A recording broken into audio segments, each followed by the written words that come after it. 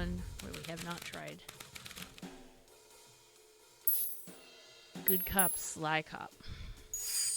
They'd run the classic good cop, sly cop interrogation. How you doing today, Rumi? Luca I and know Rollo you had a ducked good behind a stream barrel, earlier. leaving Beck to her task. So, that was exciting. I've gotten so many new followers over the weekend. I'm so proud of you. It's not supposed to be facetious. It sounds a little like I'm being facetious. I'm not. Rumi gets it. I'm being serious. I'm very happy for my baby. She's the beautifulest baby girl bunny you've ever met, and I love her. Okay. I don't know how to do that. I actually don't. Let me see if I can figure that out.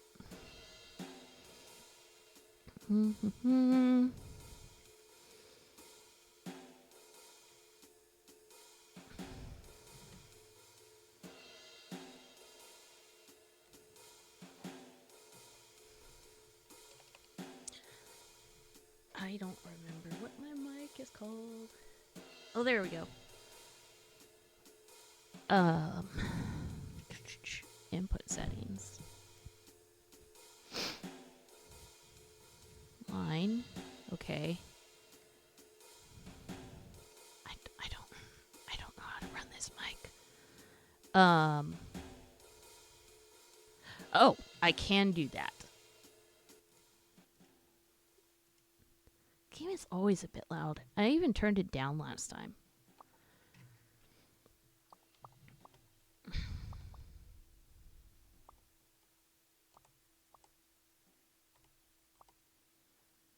I left the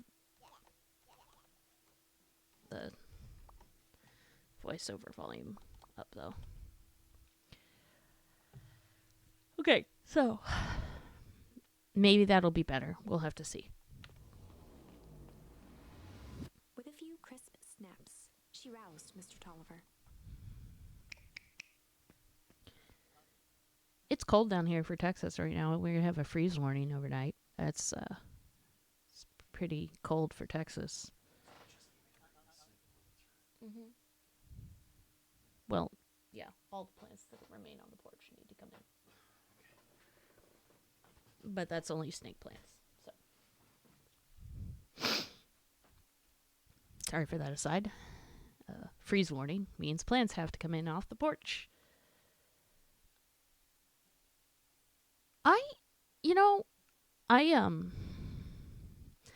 I don't like being crispy. I got you. I don't like being hot and overheated, but like also my fibromyalgia like hates the cold more than it hates the heat. So also we don't get the benefit of snow when it gets cold. We just get yucky cold icy drizzle and ice storms, and they're not as fun as snowstorms. What's going on here? You're that Modola girl. Please, call me back. Sorry about all this. Mr. Tolliver looked down and shifted a bit, testing his restraints. It seems there's been a mix-up. I can also move my mic and see if it gets better. You see, I'm down here for the same reason you are. Juniper sent you here? Beck caught herself before letting the surprise manifest on her face. She'd already gotten him to reveal his relation to Gran. This was going to be easy. You know how Juniper is with her precautions. Operation Sparkplug has us all on edge. I guess she thought you needed some backup. But she sent a child? What better way to avoid prying eyes? Who would suspect a kid? I suppose that makes sense. Mr. Tolliver wriggled a bit in his restraints. Oh, I'm so sorry. Beck quickly removed the ropes. That had to be uncomfortable. A little, yeah. But you understand. We never know who to trust in this town. Mr. Tolliver rubbed the growing knot on his forehead. Very true. So, it turns out we're both here to... Beck twirled her hand, as if to prompt Mr. Just destroy the evidence. Beck shook her head and clicked her tongue. Yep, the old gal is nothing if not thorough. Mr. Tolliver let out an amused huff in agreement. She sure is. Can't blame her, though. If anyone were to find out that we were going to destroy the source... Well, we both know how bad that might be. Let's see. I'm gonna be a funds. I'm gonna remind people that there's a dog cam and see if it works on this thingy-majigger. It does not seem to. Whoops. Let's just go over to the fall edition then, temporarily.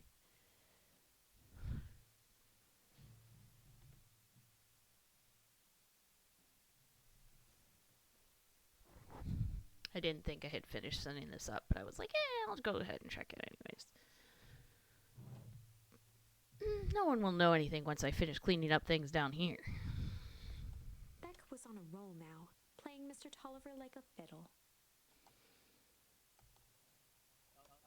You're sure you can finish this up on your own? Yeah, Juniper trusted me for a reason, you know. You can leave the rest to me. Good. There is one more loose end I'll go work on. Loose end? Oh, it's nothing really. The other day, I had the radio on scan while restocking the candy shelf. And wouldn't you know it, I intercepted an odd phrase in a perennial harvest transmission. Underground secrets. That's ominous. I think it might be a password, but Juniper dismissed it. Said it wasn't mission critical. What's the password for? We don't know. So we have a password and know where to put it. It's gotta mean something, right? Good thinking. You should probably go work that out. I've got this under control. That's a relief. Between you and me, this basement gives me the willies. Heading for the stairs, Mr. Tolliver hesitated and turned to Beck with a puzzled look. She grinned and gave him a peppy wave. With a shrug, he continued up the stairs, whistling a jaunty tune. You guys catch that? Sure did. This whole time, Mr. Tolliver's had a candy shelf. But all he ever sells us is apples. Beck blinked slowly in disappointment. The password, Rollo. Well, sure. But once things are back to normal, I'll be having a word with Mr. Tolliver about that candy shelf. Fine. In the meantime, I've got an idea. She turned to the table and began tearing small scraps of paper. He said he heard a password on the radio.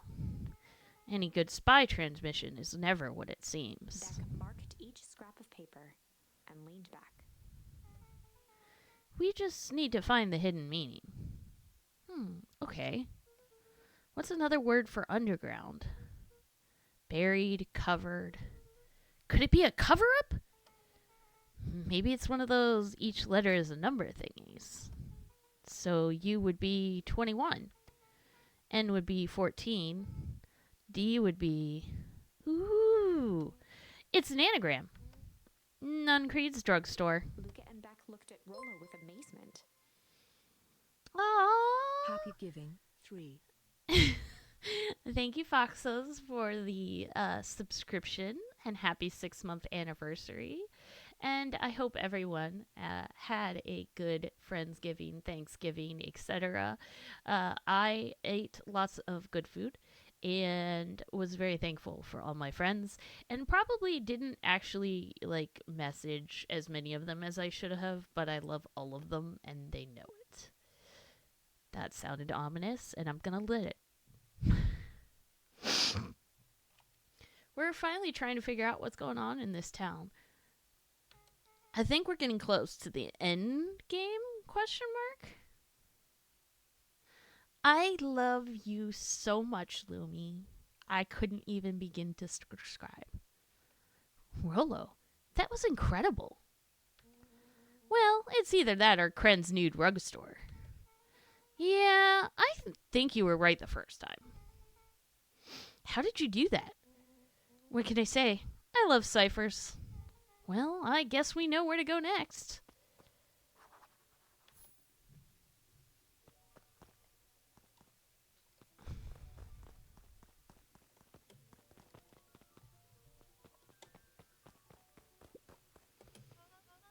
You scared me half to death. Sorry. You kids haven't seen Mr. Tolliver around, have you? No. He's got me waiting around like the last slice of pie. I swear that man would be late to his own funeral.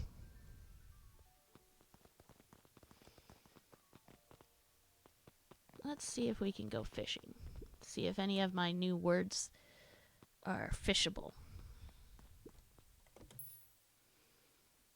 Aha!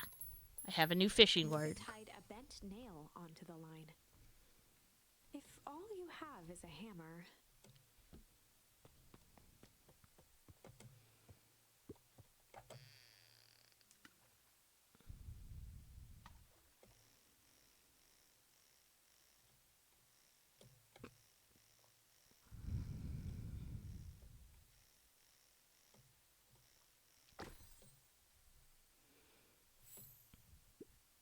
It's a photo of you and Uncle Joseph.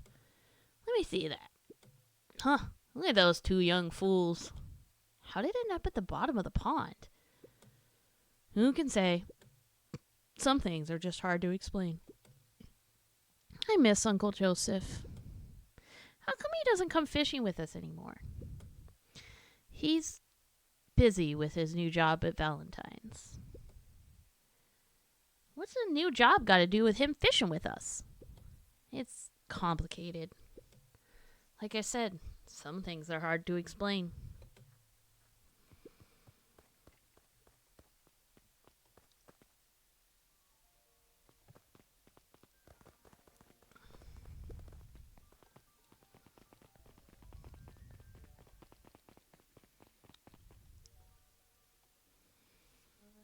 You're late, Augustus. Sorry, sister. Was caught up with work. Work? You? I had a few more details to lock down for the festival. Oh, what do you have to report? What is this insipid town festival really about? I think Gus looked around nervously. Mr. Kerr just really does want to do something good for the town.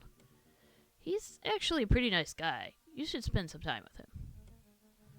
I didn't pull strings installing you in Mare so you could make friends. Your job is to help me figure out what Kerr and Perennial Harvest's true intentions are with this town. We have a responsibility. This is our father's town. Was. Excuse me? This was our father's town. He's gone, Eris, and he isn't coming back. Father left us with nothing but problems. Mr. Kerr came here and offered to help us. We accepted that help. We didn't agree to them turning Father's warehouse into a toxic dumping ground. That is just a temporary arrangement. The glow can be seen from our damned backyard. Hold on, doing the chopstick. 'Cause it's cold outside in Texas. They are dumping their nasty little secrets on us. When this all inevitably goes wrong, who do you think will be blamed? Eris's cry hung in the air. We have a new choice to make now, sister. This town is going to change, whether we like it or not. Are we going to choose to be a part of that future, or be forgotten in the past? It's a shame. Father named you Augustus, but you will always just be a Gus. Good night, Eris. I'll see you at breakfast tomorrow.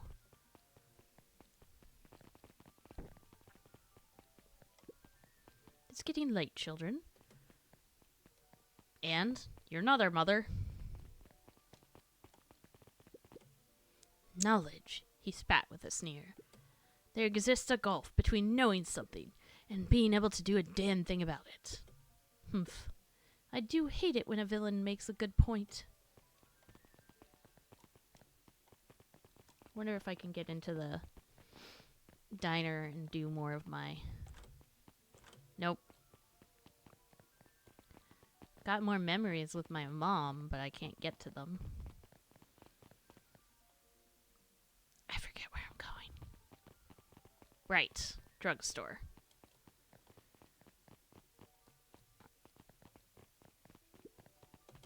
Solomon stood proudly at the entrance to the drugstore, holding a brown bag overflowing with black licorice.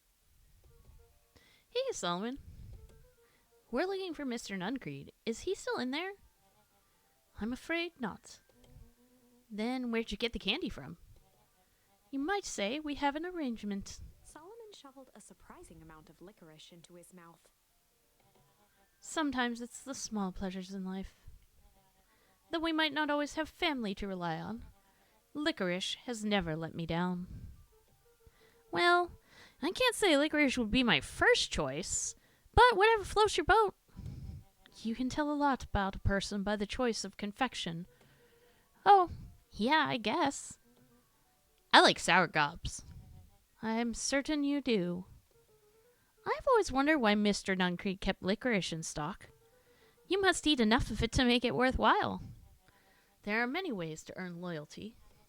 For some, it's as easy as cold hard cash.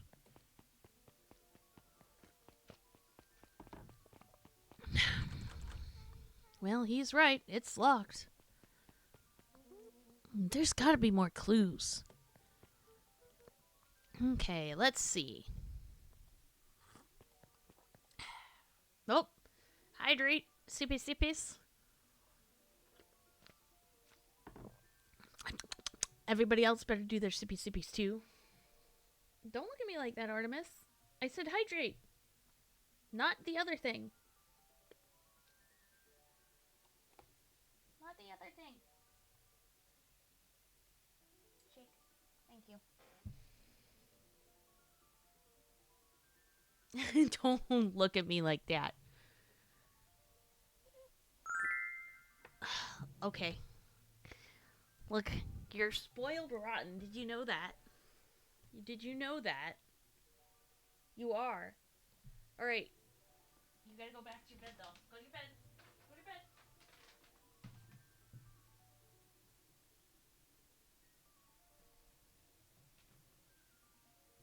Okay, you ready?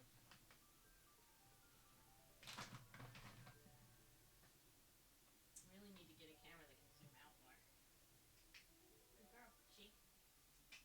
Good girl. Chill.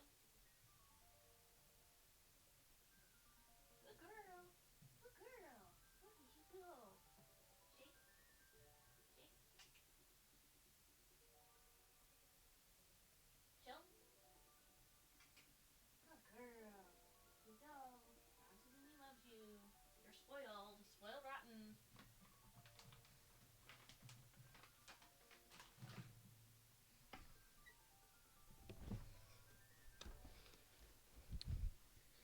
She does the sniffies. I know, it's true.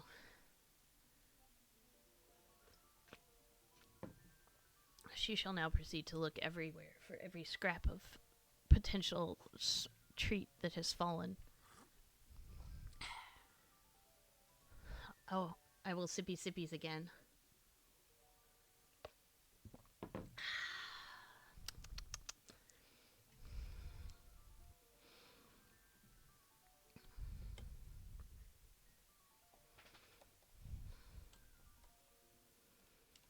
Oh. You didn't see that. That was just not there. I don't know what you're talking about.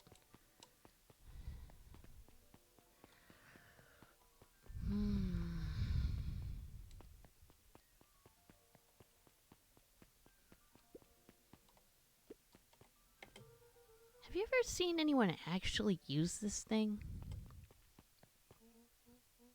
Hey, Blue Jean. Besides Mr. Ungreed? No. Beck cupped her hands on the glass to peek inside. That is not a normal phone booth. It's got like a blinky keypad. Why would there be a blinky keypad? Kren's Nude Rug Store. I mean, Underground Secrets. The password. Beck flung open the door, and they all squeezed in. I'm doing my best to keep warm, Blue Jean. Artemis has a sweater that she wears if she has to go out, and it's too cold for her highness. Yeah, that's a callback to the potential anagrams for Underground Secrets.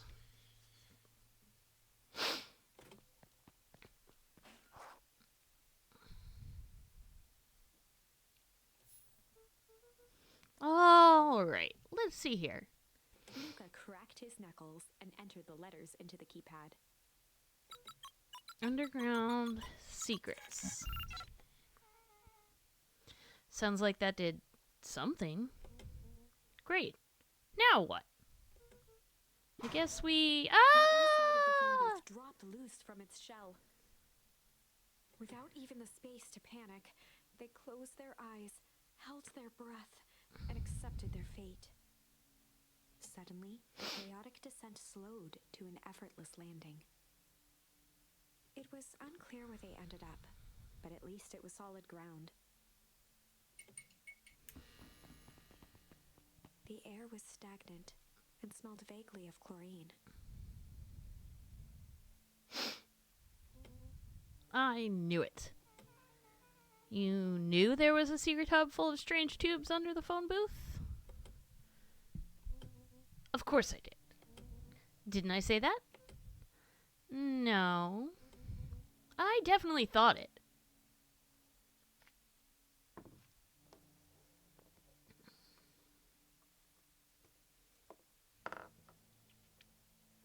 Oh yeah?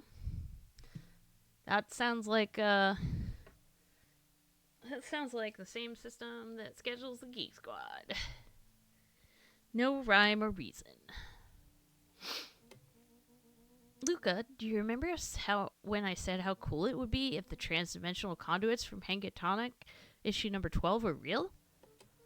Rollo, at one point or another, you've said that about every technology ever discussed in Hankatomic. That's why I'm such a good predictor. It looks like each of these has something written on them.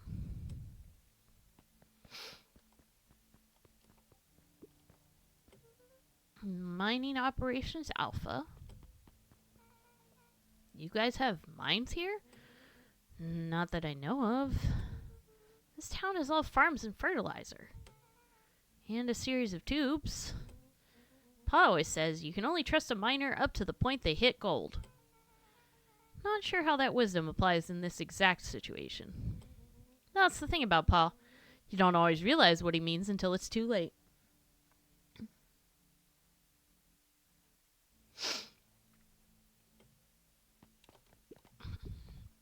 The internet, huh? Perennial Harvest main office. Oh, that's where my mom works. What does she do? Science stuff. Is she involved in all of this? We just moved here. How could she be involved? True. Valentine Fertilizer Warehouse. Isn't that where you almost got snatched? Yeah. Why would Perennial Harvest have a tube going to the old Valentine's place? This is starting to feel like something big.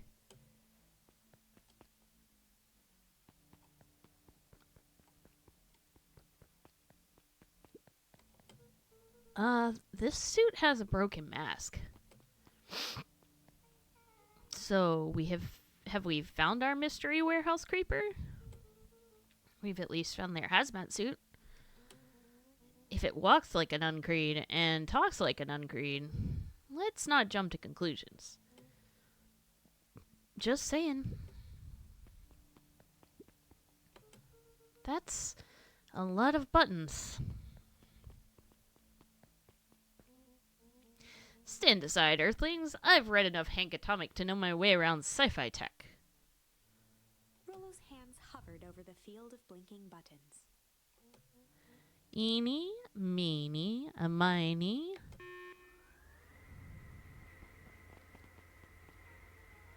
Rollo, what did you do? Nothing. I didn't even mow yet. What was that? Hide. Where? There's nothing but weird tubes down here. Just get back.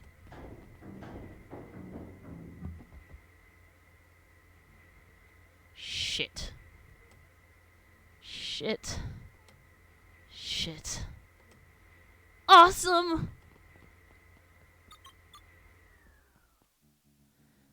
You all need to come with me now. We aren't going anywhere with you. Not until we get some answers, Mr. Underground Secrets. I told them it was an absurd password, but they love anything that makes them feel clever. They who? That's no matter. If I can keep you hidden until after the festival, I might be able to save your skins. We don't care about our skins. Hold on now. I like my skin. This all stops now, Nuncreed.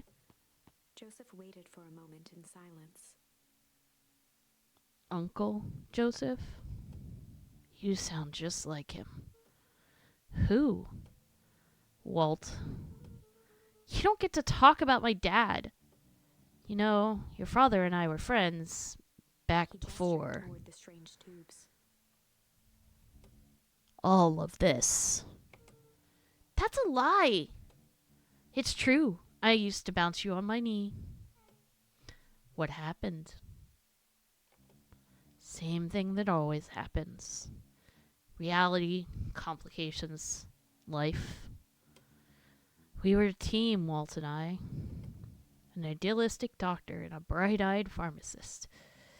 Both hell-bent on helping folks. So, you were his sidekick?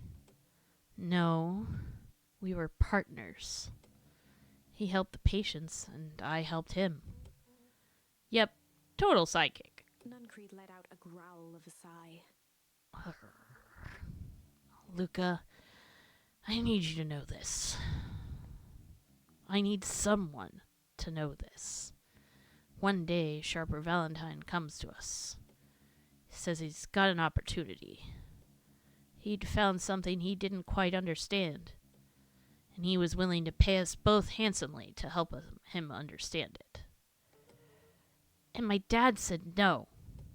Your father and I both believed in helping people. But the thing I could never get him to understand was, it's a lot easier to help others if you help yourself now and then. Classic sidekick into villain plotline. Walt loved being righteous almost more than he loved his family. He was wrong about one thing, though.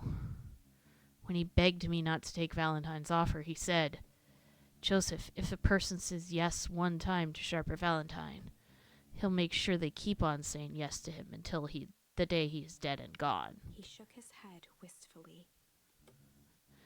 Sharper's long gone, but he's still got me saying yes.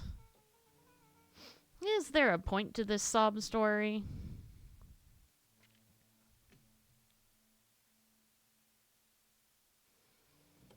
Not really, no.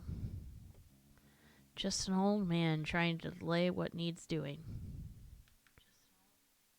Nuncreed took a menacing step towards the children. I tried to keep you safe. I tried to keep you and Juniper out of this. But you forced my hand. Luca began to laugh. What? You really don't know? My gran isn't out of this. She's been scheming right under your nose. Juniper? Seems like she's planning on crashing the town's party. She's going to disrupt the festival? Why would she? The color drained from Nuncreed's face. How does she know?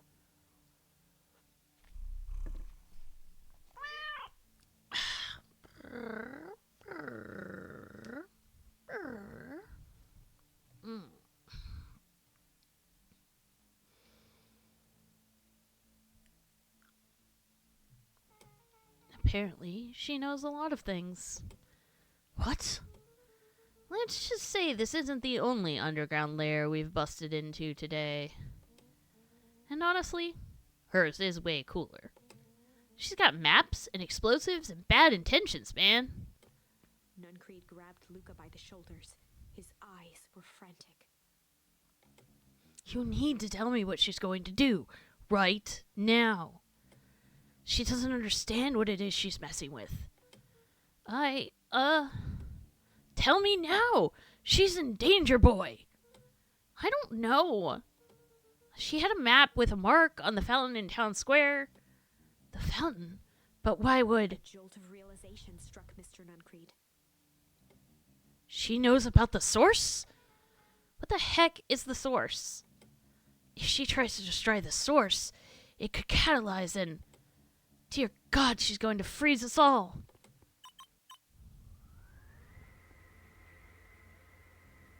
You all need to run. Run where? Away. Far away from this town as you can get. Head west and don't look back.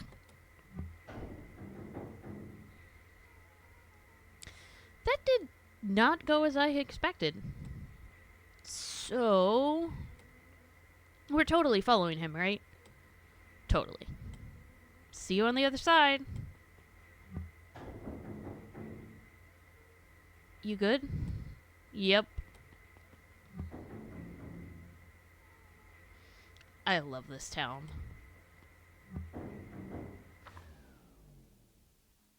Chapter 8. They could have technically taken the, booth that they took down back up, I suppose. Although, who knows if the password is the same. But I mean, yeah, they could have taken the booth back up. The cold, hard truth. Beck leapt up, allowing the suction to yank her into the dark. Dimness eclipsed around her like the shutter of a camera, as she seemed to cover great distance in mere moments. Her only points of reference were glints of upcoming turns, which approached with frightening speed, only to carom her gracefully along. She heard the tinny, distant echoes of Rollo's glee. Once she stopped fighting against it, the ride was impossibly smooth. Then, all of a sudden, as if minutes had passed in an instant, light blazed into view. A burst of wintry air snuffed across her face. Ah, And she yes. was flung out We are into the back cold. once again in frozen Beacon Pines. That's right, for those who weren't here last time, there was a frozen version of Beacon Pines. They replicated it almost identically, including things like ripping the tree out that was over his, Luca's dad's grave. That was intense. Yeah. I think I might have parted with some fluids in there. Any idea where we are? Somewhere cold. Doesn't look like it got on any of us. It didn't feel like we traveled that far. So where did it all go? This place sucks. Why would anyone even want to blow something up out here? Only one way to find out, I suppose. We've got to catch up to Nuncreed. I think he went this way. We'll see if it lets me go this way. Yeah, but it won't let me examine the grave and remember.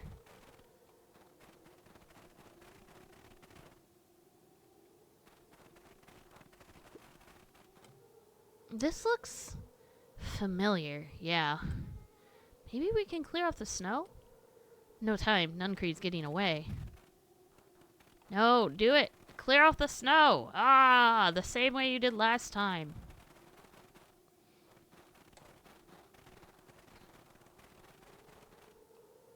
Okay, this is starting to feel really familiar.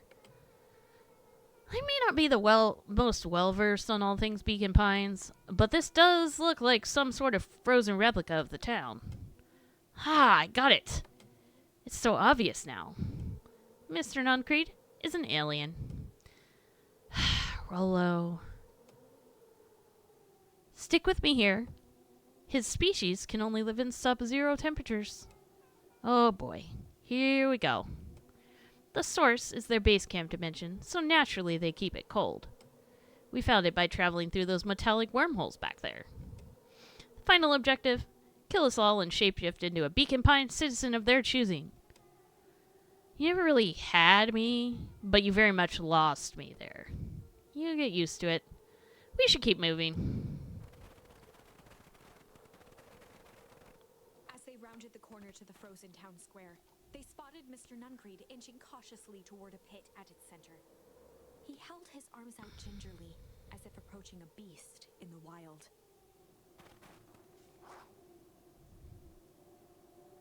Ad start in 5 minutes. Upon closing the distance, Luca recognized what Nuncreed was after. Gran stood confidently at the edge, one arm outstretched over the abyss. Nearby, a wheelbarrow had been emptied out. She held a lit torch, which flickered in the bitter wind.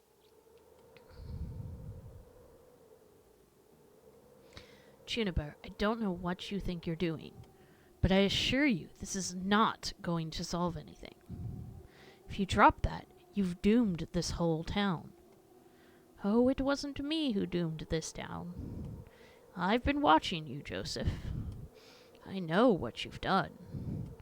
You and your co-conspirators. Gran? What's happening? Luca, you and your friends need to leave right this moment. Mr. Nuncreed turned back toward the kids, desperation in his eyes. Listen to your grandma, Luca. This is between me and Juniper. Rollowenbeck held steadfast in awe. Luca approached closer. Mr. Nuncreed spun back toward Gran, his voice growing louder. You've got it all wrong, Juniper. Just hand over that torch. You don't understand what you're doing. How could I possibly trust you to do the right thing? Walt told me everything. He trusted you, and you betrayed that trust. Luca, did you know that this man's entire life is a lie? If it weren't for him, your father might still be alive. Mr. Nuncreed winced with anguish. His voice hardened. That's not true. They both now yelled, not to each other, but at fate itself, making their peace with long-held burdens. The wind howled with encouragement. Walt was like a brother to me. We just had different ideas about how to affect change. Very convenient that your way just happened to line your pockets. Now that's not fair. They menaced at each other, both catching their breath. The moment balanced on a knife's edge. Amid a blur of emotions and memories, Luca's mind flooded with questions. The wind calmed, as if to give him the stage. And in the stillness, he began to hum or weep. Let's go with hum. And in the stillness, he began to hum. After the death of his father, Luca had trouble sleeping. Each night, his mother would sit at the foot of his bed and hum a gentle melody. It was the only thing that could calm his mind. The only thing that, however briefly, could make it all seem okay. That melody pervaded every memory Luca had of his mother. Shivering in the raw snow, he began to hum it out loud.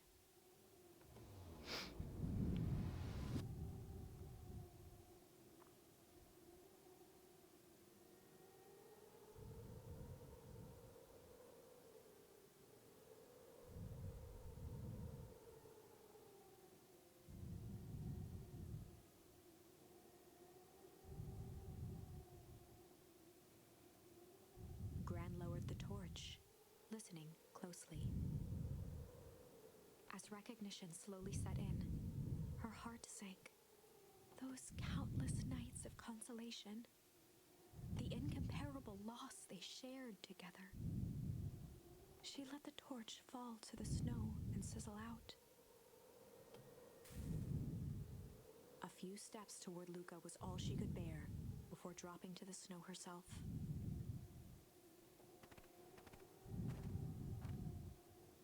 Through a flood of tears, she began to hum along, note for note.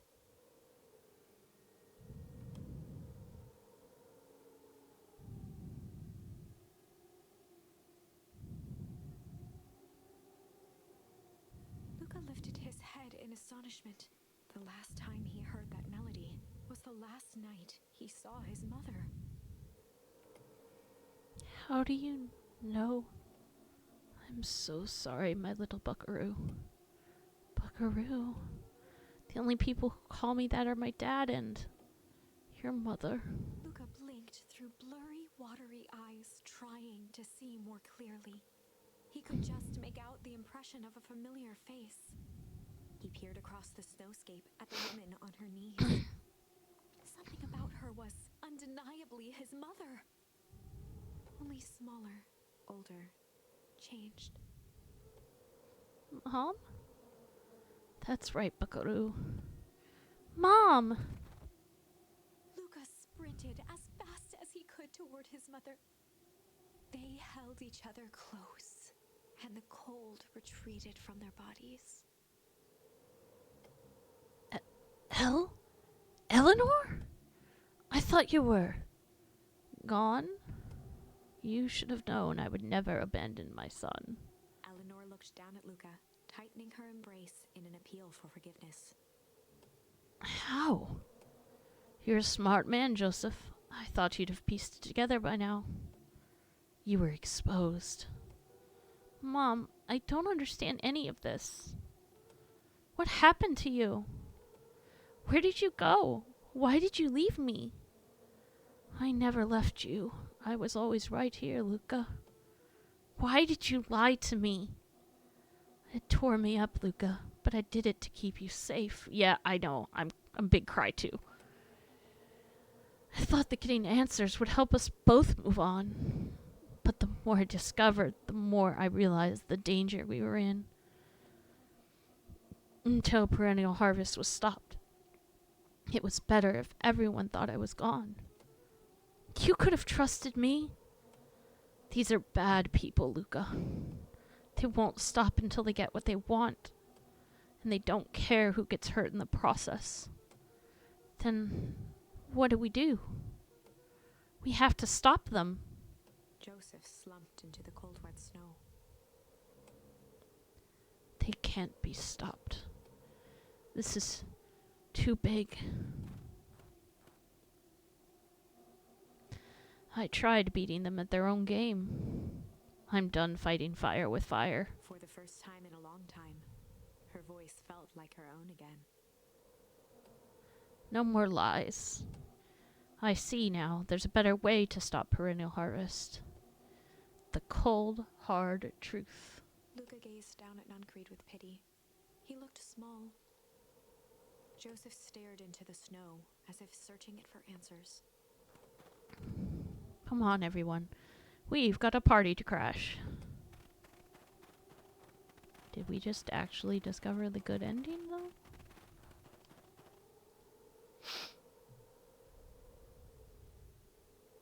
Maybe?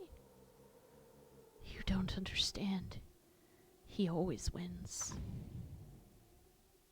Chapter 9. The Devil You Know. 7 months ago, Eleanor Van Horn crept down the maze of sterile hallways under perennial harvest. Oh, I can't wait for my new chair to get here. It'll make streaming so much more pleasant. She stopped in front of the large steel door marked Deep Engineering. No turning back now. She raised a trembling hand. The stolen keycard worked as promised, and the door buzzed open with mechanical efficiency. She was immediately hit with the smell of disinfectant. It was some sort of laboratory. In one corner was a desk covered in papers. Across the room stood a tall metal pod with hoses protruding from its base. She rushed to the desk and began shifting through the piles of papers. They were experiment reports on something called Tempus liquamen. There were dozens of them, every one stamped failed. Eleanor heard the sharp echo of footsteps approaching.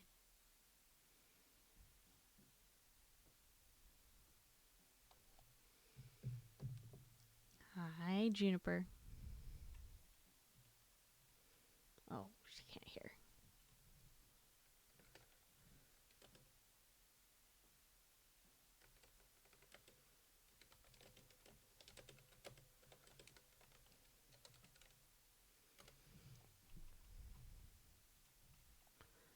She was out of time. Her eyes scanned the room, eventually landing on the strange pod. Muttering a curse under her breath, she dashed over and dove inside.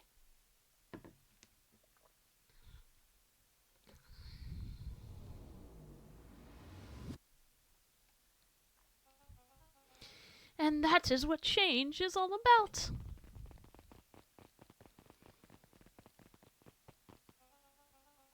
Grabbing the future by the scruff of the neck and making things happen. Change is a choice. I'm tickled pink that we will all be making that choice together.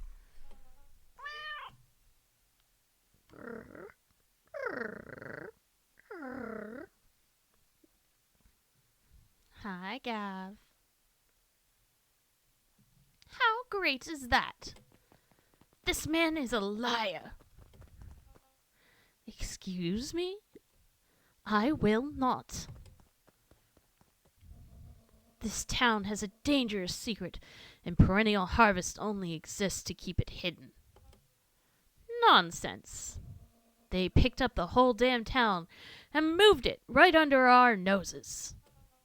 You aren't making any sense, dear. Mr. Kerr addressed the crowd with a sarcastic tone. Imagine such a thing. It's absurd and just plain impossible. They promised they could fix the foul harvest. They told us they would clean this place up. We just had to leave town for a few days. But while they had us evacuated... Mrs. Hartford, I'm afraid I'm going to have to ask you to. You're afraid of a lot of things, aren't you? You sniveling little worm. This is growing tiresome. A little help, please. Don't you all see? This festival is a sham. An excuse to have the whole town gather in one place. They're planning something awful. I don't know what, but these people are wicked. Don't listen to her. She has absolutely no proof. I am the proof. I'm Eleanor Van Horn. Whispers filtered through the crowd. Well, aren't you just sneaky as the dickens? We all knew Valentine's fertilizer was too good to be true. And now this whole town is paying the price. Ladies and gentlemen, I am so sorry about this disruption. My associates will take this obviously disturbed woman somewhere comfortable, so that she can get the help she needs. She's not the one who's disturbed. You two-timing clown. You all know there's something wrong with this town. It was just easier to look the other way. The truth is...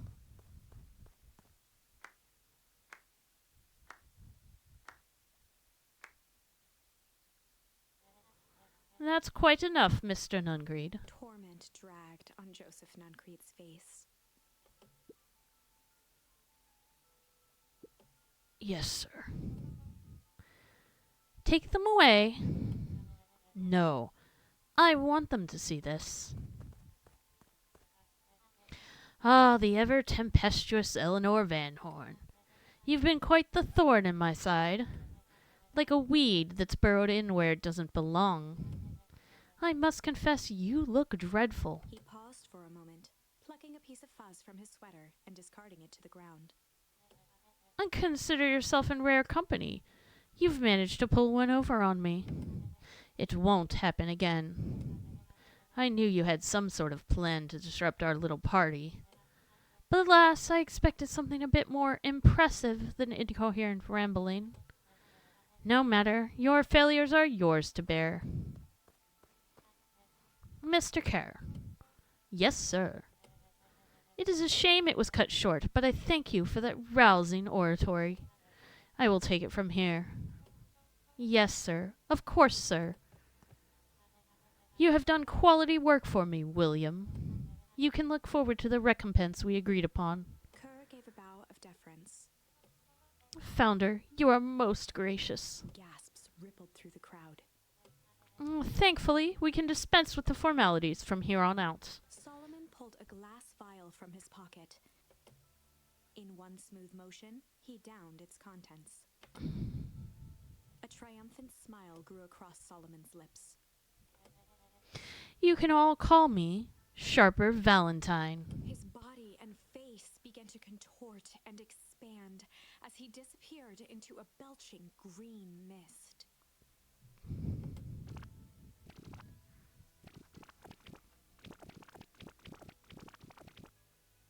A hushed horror gripped the crowd.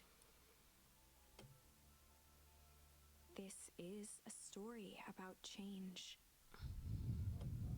What? No! Ah, so you didn't see that coming. Good. Sharper examined his new hands. Well, this is quite the improvement. Everything looks so much smaller now. Eleanor was right about one thing. This festival was a ruse. I wanted you all to witness my glorious return with your own eyes. Why does everyone look so downtrodden? This is a celebration, people. Maybe it would help if we set the mood. Mr. Kerr, be a dear and reveal the sign. Ha! Wonderful! Sharper choked out a crude squawk of a laugh. Frustrated grumbles sprinkled through the crowd. Sharper, you malicious bastard! I'm definitely not close to 100%ing. I've got multiple things I haven't redeemed now. I'm glad you're back, so I can tell you to your face. You destroyed this town. Ain't gonna let you get away with it again. Sorry, this is not the time for audience participation. Some assistance, Mr. Kerr. William Kerr gave a subtle nod to the clipboards. You coward! Does anyone else have something to contribute? A helpless quiet settled over the crowd. I thought so. Did you all truly believe you could be free of me? A town of complete and utter fools. You people should be celebrating my return. You're clearly lost without me. And that leads me nicely to my children. Daddy? I gave you both the greatest gift a parent can give. The opportunity to prove yourselves in my absence. Squandered. To say I am disappointed would be an understatement. But Silence, Augustus. An adult is speaking. I don't know which is worse, a son who is completely hopeless, or a daughter with such potential who inevitably lets me down. Harris, you fail me with admirable consistency. Thankfully, I was counting on it this time. Father, I have been wasting time, my dear. What have you accomplished? I was focused on cementing our legacy. Legacy? Who needs a legacy when you could just live forever? But what about... It's all right, kiddo. I'm afraid you suffer from a complete lack of imagination. There's just no helping it. Now then, where is Joseph? You didn't take the opportunity to slip off, did you? Ah, there he is. Everyone should give him a hand. None of this would have been possible without Joseph. I think you've said enough. Nonsense. The people deserve to know how helpful and loyal you've been. I only did what I did because he left me no choice. You always had a choice, Joseph. You were simply too weak to take it. No matter. Cheer up. You're about to be rich beyond your wildest dreams. You should follow Mr. Care's example. When I found him, he was in a sorrier state than any of you. An aging actor desperate to recapture his youth.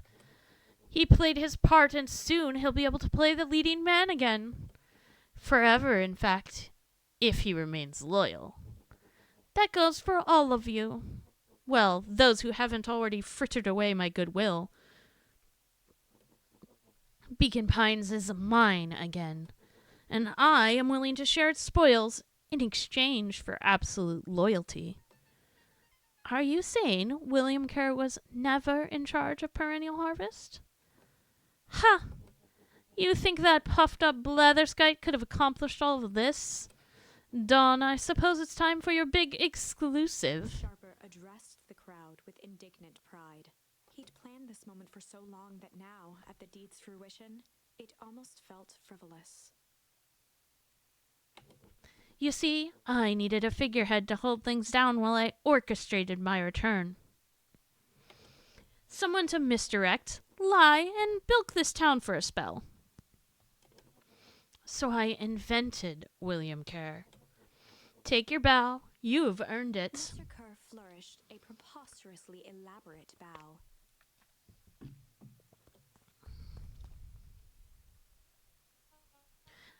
Patrick M. C. Montesquieu, thespian extraordinaire, at your service.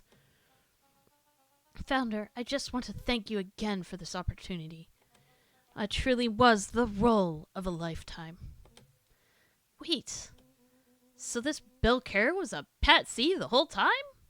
Aha, patsy. Now that your secret is out in the open, what's to stop this town from rising up against you? Oh, that's the delicious part. Fear.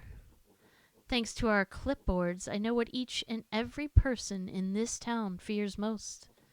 And I will make those fears manifest for anyone who steps out of line. The choice is simple. I'm not afraid of you. Ha! The young hero. I've kept a keen eye on you, boy. You and your friends made a habit of disrupting my plans. What a pity. If things would have gone a bit differently, you might have had your moment of triumph. But that's fate for you. You can't do this. Oh, but I can. I have won. Never underestimate what a great man can do, given time. And now, time is my plaything. Perhaps the most expensive thing I've ever bought. But well worth it. Ha!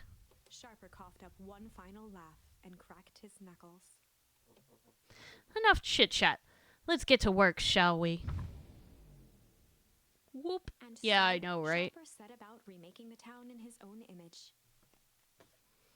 The fertilizer factory soon reopened for business. Sales rose steadily as more and more farmers across the countryside began to swear by its miraculous properties.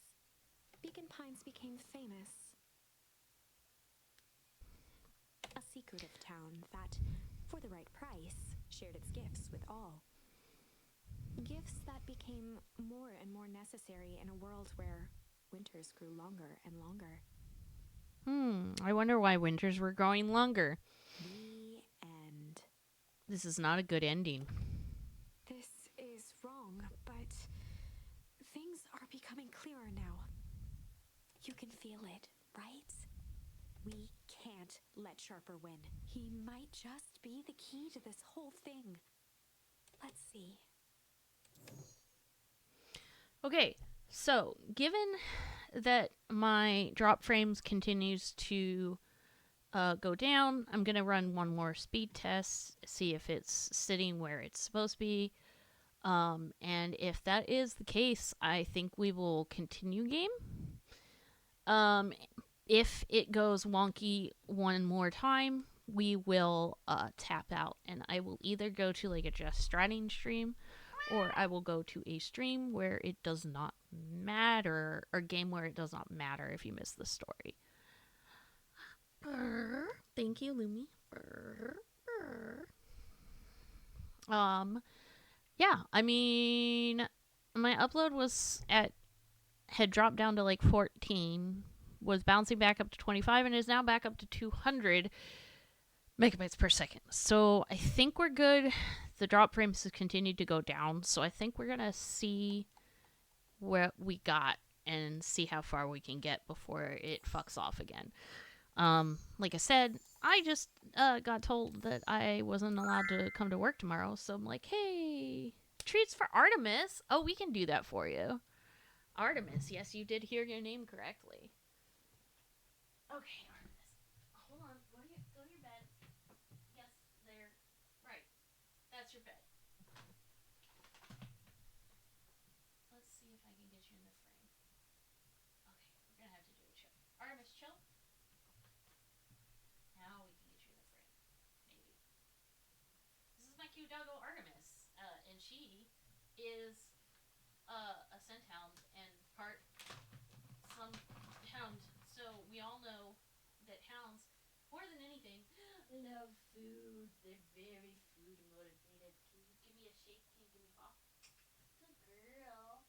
Good girl. Can you high five? Good girl. Can you down? Good girl. I know you're such a good girl. Oh, you're a good girl. Are you the good girl? Are you the best girl? Oh, yes. Yes, you're like, please let me have the last treat. Yes. Okay, you can have the last treat. Oh, yes, you do. Artemis is a good baby. She is. She will now proceed to sniff around and look for any remaining potential scraps, scribbles, etc. for the leftover food. Because that is what an Artemis does. All right. So, she is a good dog. I agree, Gav. So, here we go. Windows to the Soul. I can try out Malice. Let's see how that goes. Ads do start in about 5 minutes. So, a lot of you weren't here for this part. We just confronted Mr. Nuncreed and coming out of the telephone booth, and he's being sus. Luca peered up at Mr. Nuncreed. Kind eyes warmed a stern face. There was a deeper emotion hiding beneath it all. It was subtle, but Luca could sense something eating away at him. There was a we previously took shame lurking behind those eyes. Now we're going to take malice. There was a malice lurking behind those eyes, like a trap ready to spring. Luca felt the weight of Nuncreed's hand on his shoulder. Something wasn't right. He didn't know why, but something was telling Luca to get out of there. I just want this all to be over. Of course. I'm sure it will all work out soon enough. I should get going. I told Roxy I'd check for Rollo at the treehouse. Luca twisted free of Nuncreed's grasp.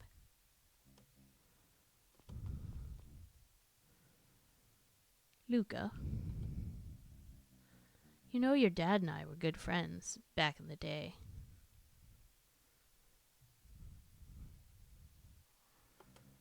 You can come to me with anything.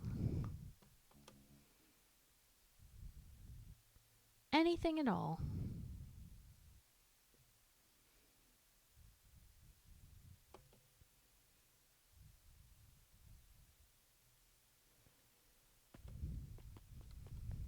Yeah, I think not, Mr. Nuncreed.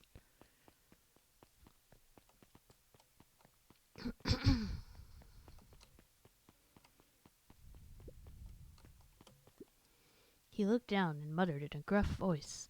Mama always told me my problems would look smaller once I grew up, but my problems always seemed to grow right along with me. Heavens, I sent big trouble ahead. No kidding. There's nothing but big trouble in this town. These festival decorations are a bit humdrum. Now, if I were to throw a festival, it would be a thing to behold. I agree, this is all more than a little sad. It's worse than sad. It's boring. What if we did a little something to spice things up? I'm listening. You know that festival sign waiting to be unveiled? It would be a shame if The someone... two scurried off, eagerly formulating a plan.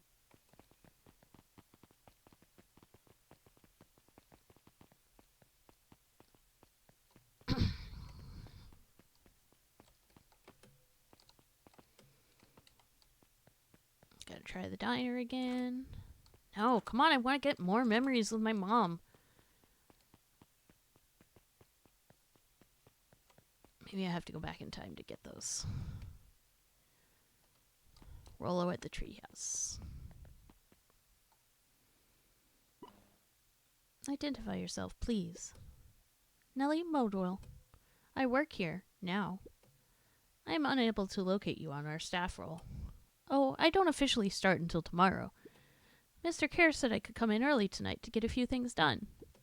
Hold, please. Clearance authorized. Thank you. Our harvest awaits.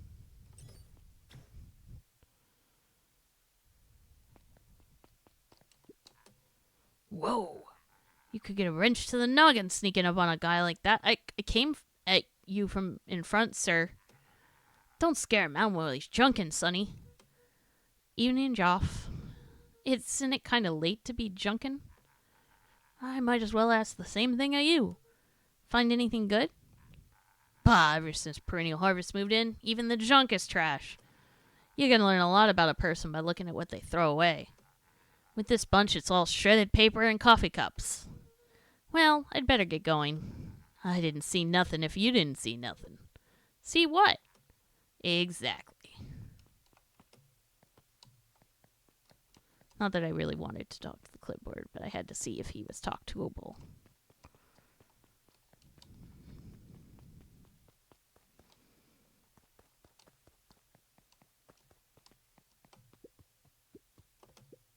Hey, Jetson. Have you seen Rollo come this way by any chance? Afraid not. As elusive as the fish in this here pond.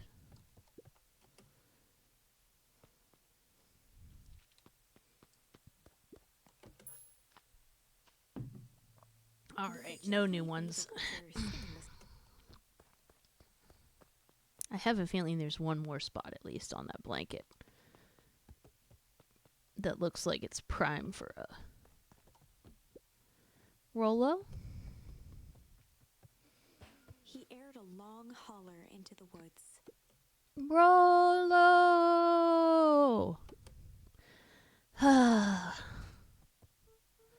Rollo, wherever you are, I hope you're okay. Luca felt his eyes getting heavy and plopped into the beanbag. He conceded to its lumpy embrace. Oh, hydrate time. Sippy sippies.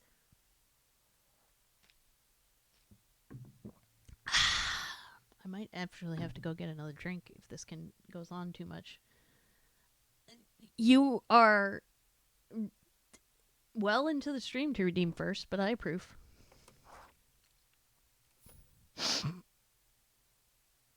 It got redeemed for the first time last stream. I was very excited. Luca found himself in a vast black expanse. This time, he knew exactly where to go. He took a single confident step forward. The world flickered and pulsed. He found himself standing in front of the frigid air of a blazing campfire. The source. He plopped down cross-legged and gazed into the cold flame, waiting. Soon enough, the fire began to die out, popping sporadically, until all that was left was a single ember. Luca stood up and dusted himself off. He plucked the glowing ember from the cold ash, examined it, and slid it into his pocket. A keepsake. The voice of his father spoke behind him. You made me proud, Buckaroo. Luca turned to face him.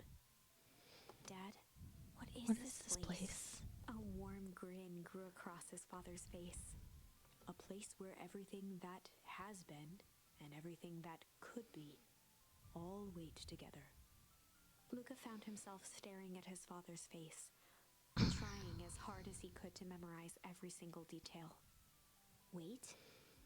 For what? Another voice spoke out as Luca's doppelganger stepped forward. That's up to you. Without knowing why, Luca began to weep.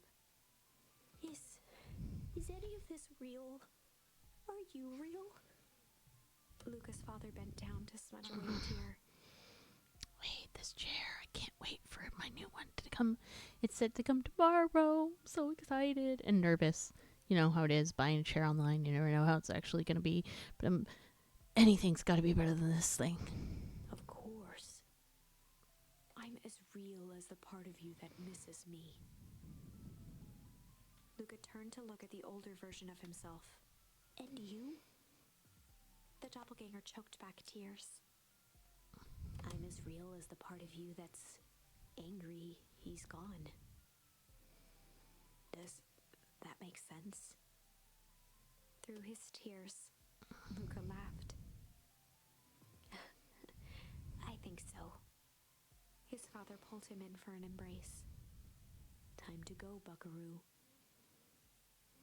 Oh, my office chair, it's just very old and the padding has basically all worn through enough that it's very painful to sit in and it has like no lumbar support to speak of. I tried to get a lumbar pillow and it helps when it's in the right position, but it also like doesn't stay in the right position. And just my new one comes tomorrow. And I'm just hoping it'll be nicer. Luca was startled from his dream by a banging on the floor. Are you in there? A commanding voice rumbled from below.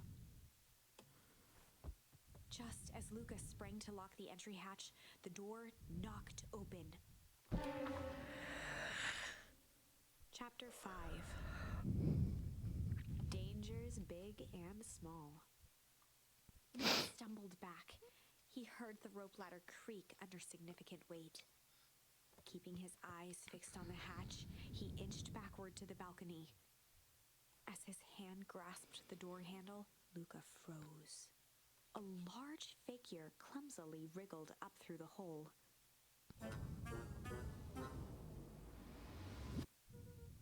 Stop right there. We're all... Sheesh, I know it's dark and all, but I figured you'd recognize me.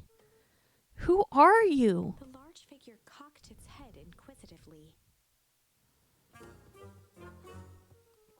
Stop now, or I'll clobber you with a baseball bat. Hydrate, sippy sippies.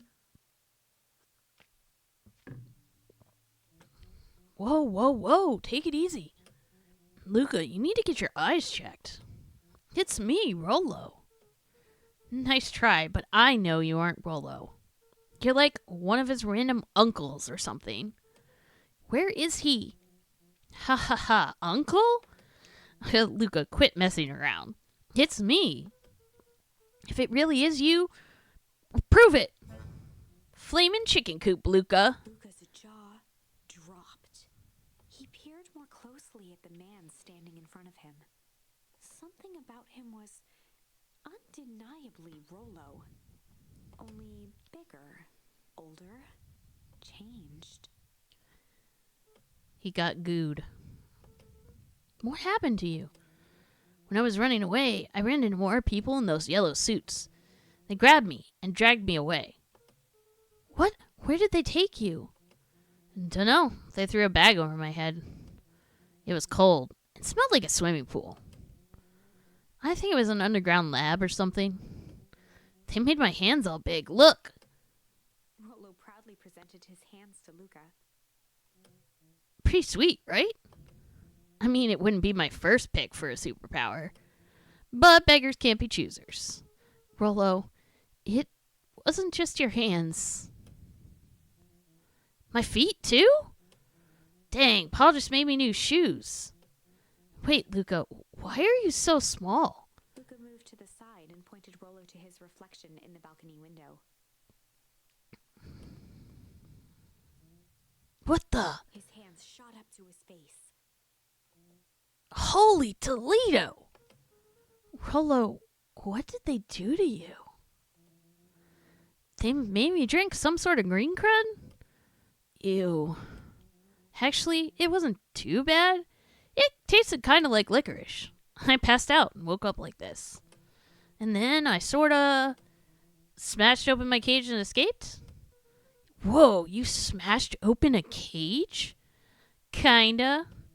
At least, I think I did. It's all a bit of a blur. They had you in a cage?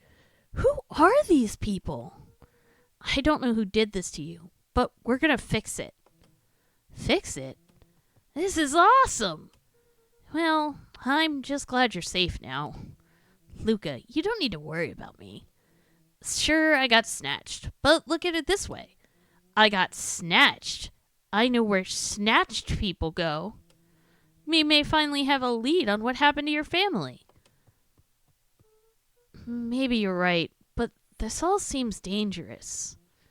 Danger, ha! Rollo shadowboxed a few jabs. I'll take 'em all on. Hey fellas, what's up?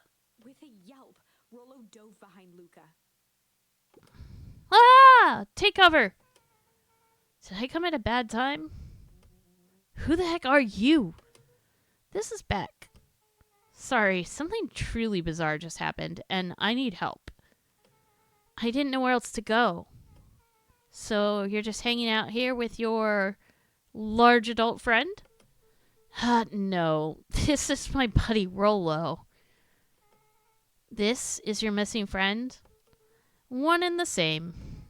He seems a little old. I'll have you know this is a recent development. What the heck does that mean? Oh, I'm sorry. You're the one who just showed up out of nowhere. What's a Toledo? I mean, I can't tell if that's serious or not. So we'll be asking the questions here. That's fair. How did you find us? Your silly little treehouse? I think you mean our silly little mission control. I hate to break it to you, but your secret path isn't so secret. And I could hear your racket from a mile away. See, Luca? This is why we need to improve security around here. I remember that line now. Not now, Rollo. Beck, you said something bizarre happened? Yeah, but... She shot a nervous glance at Rollo. Anything you can say around me, you can say around Rollo. This has been a weird day all around, hasn't it? Yep. Beck's eyes narrowed. Okay, so it all started when I made it back home. My first order of business was to try to salvage my hair. So I dyed it with some stuff from the chemistry set my mom gave me. Okay. Just need to play it cool. And hope no one notices. Notices what? Oh, nothing. I was just... Come over here and let me have a look. Oh, honey, what in the world did you do to your hair? I kinda just felt like a change. This is going to take forever to grow out. You were the one who said the change was a good thing, right? I was talking about your mother's new job. I was talking about us moving. Well, I guess I just took your lesson to heart. Ilona tried to put on a smile. Before I forget, I came up here to tell you that Nellie had to go into work. Tonight? Her and Mr. Kerr decided it would be good for her to get some things done before tomorrow. That Kerr guy seems like a grade A creep. Beck! He is! Him and his weird cult of personality. You are not going to ruin this job for Nellie. It means too much to her. Oh, I know exactly how much it means to her. It means enough for her to exile her daughter to this podunk town. This place sucks. The people are weird. You just don't know them yet. It's always cold. We're in the mountains. You'll get used to it. I can't even pick up a single decent station on the radio. It's all banjo music and farm reports. You know I grew up in a town not that different from this one. Is that why you're better at talking to plants than people? Okay, so here's what we're gonna do. First of all, you're grounded. What? In the morning, I'll have Nellie come and see what we can do about fixing your hair. You need to look presentable for the festival. But not another peep. She sighed, and after a moment, looked down at Beck sympathetically. I know moving is hard, honey, but that doesn't mean you have to make yourself miserable all the time. Other people seem to have that covered for me. Oh, and if you decide to rebel by dyeing your hair more, Flashed a sly grin and tousled Beck's hair. I'll just shave it off for you. Think of how rebellious you look then. Very funny. Thank you. Good night, sweetie. Good night, Mom. Wait. First of all, this town does not suck. Second, you need help because you got grounded? No. I'm sorry you got in trouble. It's my fault your hair got screwed up in the first place. Don't worry about it. I actually kind of like this look. Great. Can we get back to the story now? This next part is the important bit. I have this radio I upgraded with my mom, and I was too angry to sleep. So I tried to dial into something worth listening to.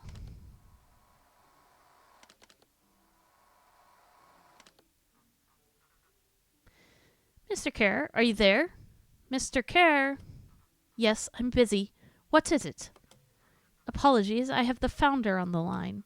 Patch him through immediately. One moment. Hello, sir. It's so nice to hear from you.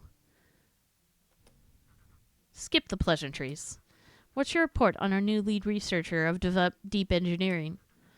Nellie Moldwell seems to be integrating nicely. At this very moment, she's working to help us meet our deadline. She offered to work overtime before I even had the chance to suggest it. Excellent. And you have faith that she's capable of finishing the work left by her predecessor? Her work must be complete before the festival. I will make sure she stays day and night until it's accomplished.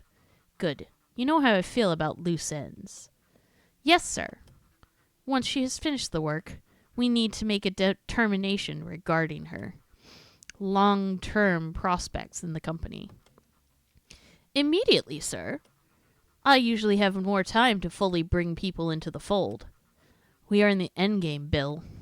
After your failures with Dr. Prescott, I can't afford to take any risks. Of course, sir. No loose ends, sir. Once she finishes the work, she will either leave the office completely committed to Perennial Harvest, or she won't leave at all. Perfect. Sir, if I might suggest, maybe we should delay, just for a bit. Oh? It's just, we seem to be rushing to hit this festival deadline, and rushing into things has caused some issues in the past. I see. Please understand that I just want what's best for you. I am eternally grateful for all that you've done for me. Bill, I'll make this very clear for you. I brought you in to make things run smoothly, not to have opinions. Of course, sir. Chin up, Bill. You're only a few days away from having everything you ever dreamed of. Yes, sir. Thank you, sir. Whoa. Yeah. Just so we're clear, when they said loose ends, they were talking about murder, right? Like actually killing someone. Capital murder. Luca gave Rollo a quick elbow to the ribs. Who is this founder? I was hoping you guys would know. No, as far as we know, Kara's the top banana at Perennial Harvest. He sounded scared of this founder guy. So we have an even topper banana on the field? What the hell is my mom cut up in?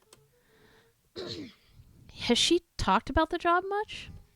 Not really. She said she was going to come in and continue the work of someone she respected. Luca, do you think that body at the warehouse was the person Beck's mom came to replace? That would make sense. Beck, it seems like Nellie's predecessor got, loose-ended. I'm getting that impression. Okay, so we need to get your mom out of there before that and we're dropping frames again. No, don't do that. Before the festival happens. Like, this does not save mid-game. Come on, game. Or come on, internet.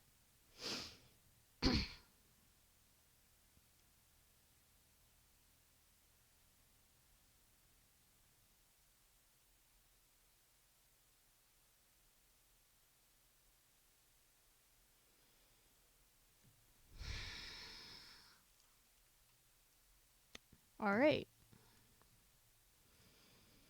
Good. Good, great, grand.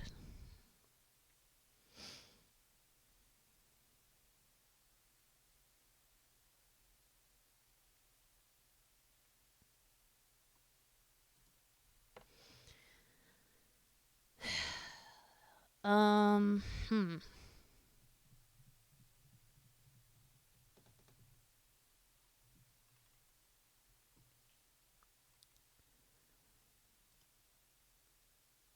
Yeah, that's not great, but we'll see how it goes. I guess next time I get to a stopping point, we're stopping for the night. Despite my desire to actually finish this tonight, it's apparently not going to happen. That's 2 days away. Won't she just come home after work?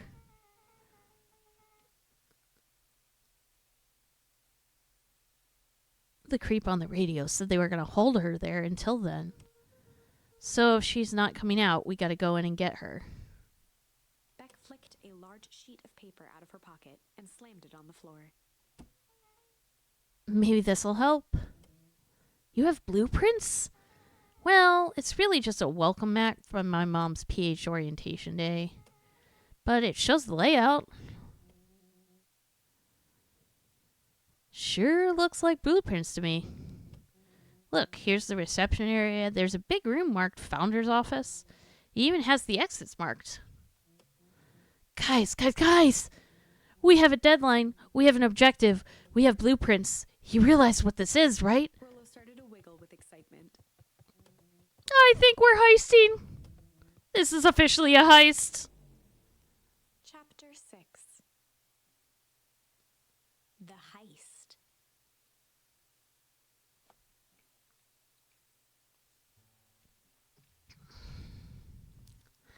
I think it does save at these points, but I think I'd rather... Man. I wish it would stop just doing that random dropping. That would be great if it could stop that. They spent the night's end huddled around that small map, formulating a plan to infiltrate the headquarters of Perennial Harvest. It would be no small feat, a modern facility equipped with all manner of technology. Not to mention the swarm of clipboards that would most certainly be scattered throughout. By the time the sun began to peek through the car window used as a makeshift balcony door, all were in agreement. This could just work. The final day before the festival would be used to prepare. They'd need to pull every resource at their disposal, pull every favor with a thread. Even enlist some unsavory characters around town with important tasks only they were suited for. Luckily, there was enough ill will and mistrust toward Perennial Harvest that alliances could be found at a bargain. Luca, Beck, and Rollo rubbed their eyes as they exited the treehouse. They hadn't slept at all that night. There was no time. The festival was to begin in 1 day, and they each had their assignments. All right, quick recap. Rollo, you're going to talk to Roxy. Cordially. Without her and Fitz, this whole thing could go bust. Me? Cordial is my middle name. Uh-huh. And how do you plan to explain your new... Looked vaguely at Rollo's sizable figure. circumstances? Ah, she'll be so happy I'm alive, she won't even notice. Beck snorted an involuntary giggle. Beck, you're sure Alona won't just shoot this whole thing down when she hears it? She'll listen. Once she understands the danger Nellie is in, the danger we're all in, the plan will make sense. Okay. That leaves me with Geoff, then Iggy. How are you going to persuade them? I'll think of something. Each looked at each other with sleepy confidence and nodded. Well, Godspeed.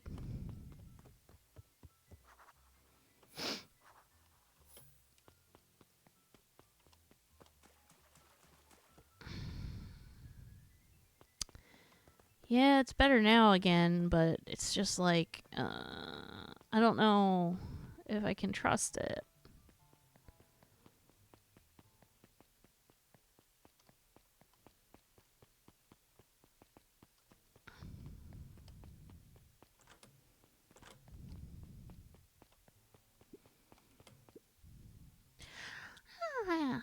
Ever wonder why an agricultural company employs an army of server takers? The clipboards, they say they're just trying to make us happy. Do they want to make us happy?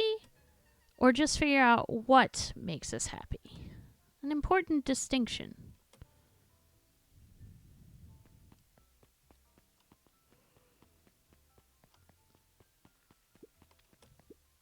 Undaunted, he shook his head.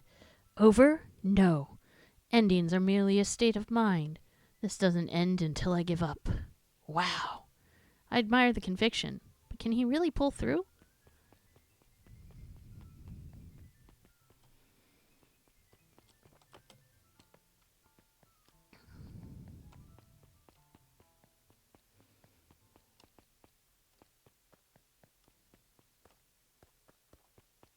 I'm gonna touch it though.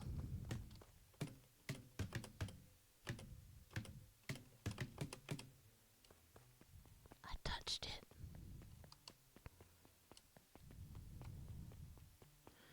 No sign gonna tell me what to do.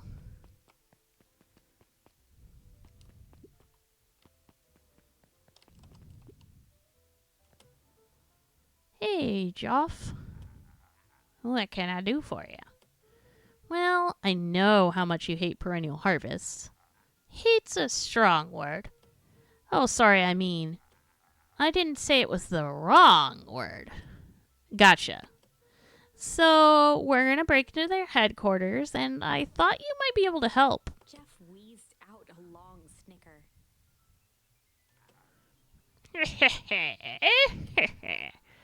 Yeah, see, I knew your kids were alright. Great, so you'll help? The joy in Jeff's face drained instantly. Not a chance. But give me one good reason I should risk my hide aiding and abetting you rascals. Looking into the sullen eyes of his would-be accomplice, Luca blurted out the first word that came to mind.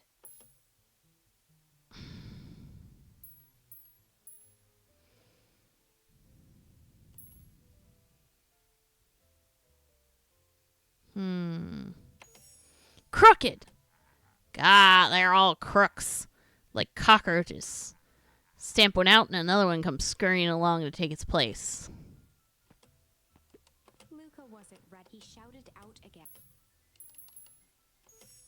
Fight! I've done enough fighting for one lifetime, and more than my share of losing. Time's come to hang up the gloves.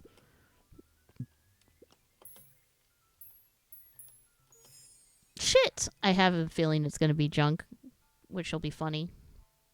Yeah, it's all shit. I still ain't helping. Ain't that some shit? Hide! Brow perked up. What'd you say? Go ahead and hide then. Sensing some traction, Luca carried on with vigor. I'll let a bunch of kids do what needs to be done. We're not afraid. Jeff's scowl faded with a sigh. Say what you will about old Joff, and they all do, but you'll never hear him say I hid from nothing. One good stomp of the foot was all Jeff needed to drive his point home. What was it you kids needed? Some sort of disguise. I've got just the thing. And while we're at it, that crate should come in handy. This ain't gonna be free, you know. Thinking 5 bags of sour gob should cover it. Put it on my tab. Luca offered out his open hand to seal the deal. With a firm and dusty grip, Jeff reciprocated. Done.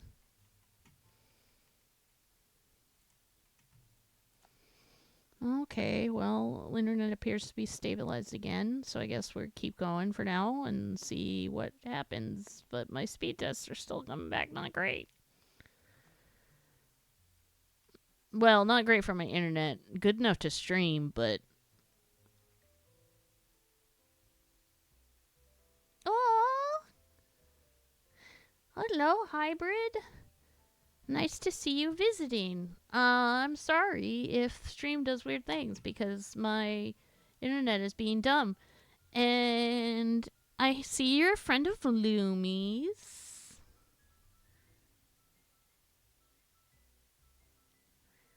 She does all my art thingies, basically. My PNG tuber and my emotes are all dedicated to her. Or done by her. Swing by first thing in the morning. Ah, new friendo. That's good.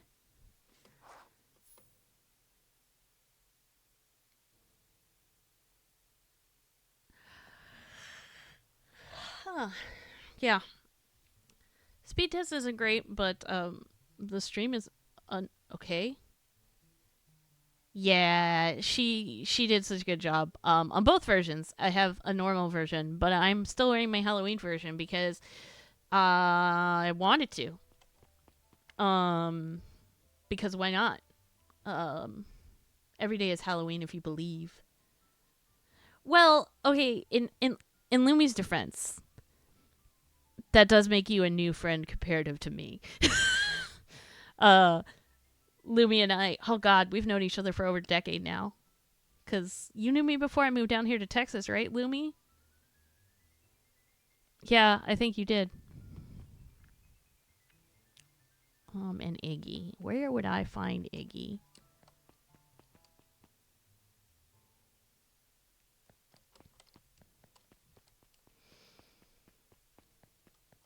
Oh, ad starting.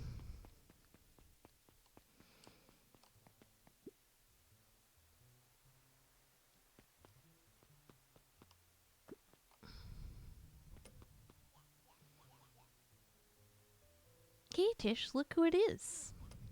Luca, are you here to try to tickle us to death again? Look, just hear me out. Iggy raised an eyebrow suspiciously. Yeah, that was definitely how we met, but I'm pretty sure it was before I came to Texas. Ugh. Ugh. Okay, this chair is killing me. We're gonna do this though. As long as the internet doesn't again. We're listening. Iggy, I know we've both been giant bags of shit or malice. I mean, both is true. Shit to each other. Iggy gave a reluctant shrug. You're not wrong. But lately, life has been kinda strange, hard, or crooked. Strange. You know? Iggy considered the point.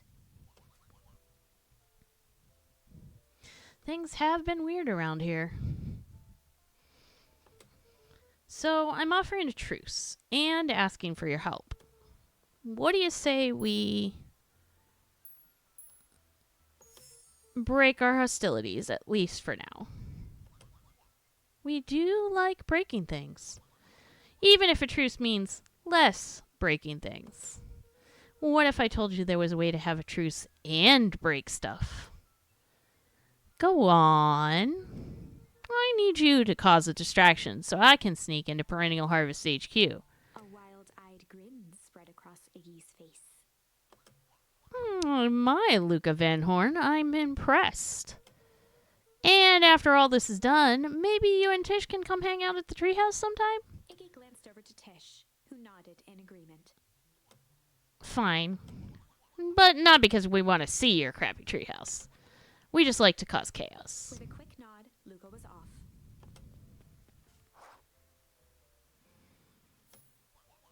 Did you hear that, Tish? Iggy gazed up at Tish with a smile. Oh, he invited us to hang out at the A treehouse. single tear ran down Tish's cheek. I never expected this day to come.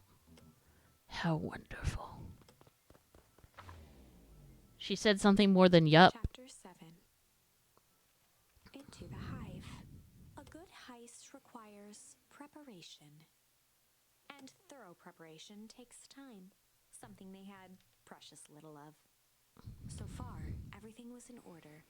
Jeff, Iggy, and Tish all agreed to do their part. Beck radioed Luca that night with a simple and covert message. We are locked and loaded on my end. And Rollo, after a lengthy confession, managed to persuade Roxy and Fitz to help. He stowed away in mission control for the night to avoid attracting attention. Rollo, being uniquely suited for the role, would be the first to breach perennial harvest. The outfit provided by Jeff wasn't perfect, but a convincing disguise is 10% wardrobe, 90% confidence. Rollo took a few vigorous breaths and shook out his arms. Just stay calm, Rollo. You can do this.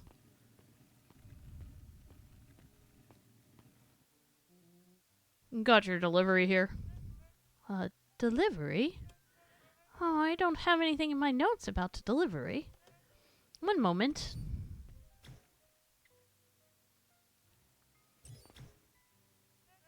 I'm so sorry, but there's no delivery scheduled for this morning. Treats for Artemis time? Yes, I don't know how to have that with a PNG tuber. But yes, I can give treats for Artemis. So it's time for treats for Artemis. Artemis, take some deep breath, baby girl. You're fine. You're gonna get your treats. Go to your bed. Go to your bed. Go to your bed. Good girl. Okay, you ready?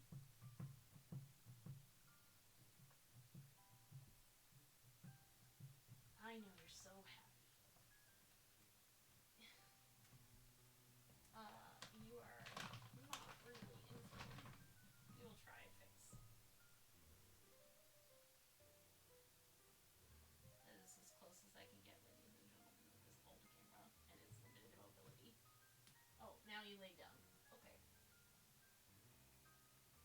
Oh, you a good girl? Yeah, you are. Can you shake? Good girl. Can you high five? Can you high five? Can you try? Good girl. Like, I don't... High fiving while laying down is hard, bro. Can you shake? Good girl. Oh, you're a good girl. Can you shake like a good girl? Oh, yeah, you are. Here's up here. Here's up here. Oh, here's the... Up, up, up. Up, up, up. Chill. Good girl. Oh, you're such a good girl. Okay, they won't be able to see this one, but sit. Come on up. Hey. There you go. Good girl. Taz? Taz? Oh my goodness, you're so excited. Taz? This way. Taz. Hey, Taz. You know what Taz is. There you go. Good girl. Good girl.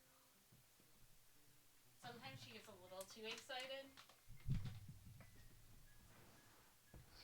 Sometimes she gets a little too excited.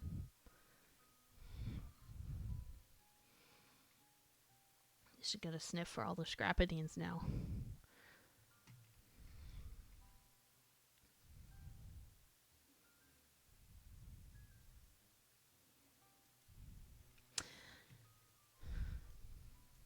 I'm so sorry, but there's no delivery scheduled for this morning.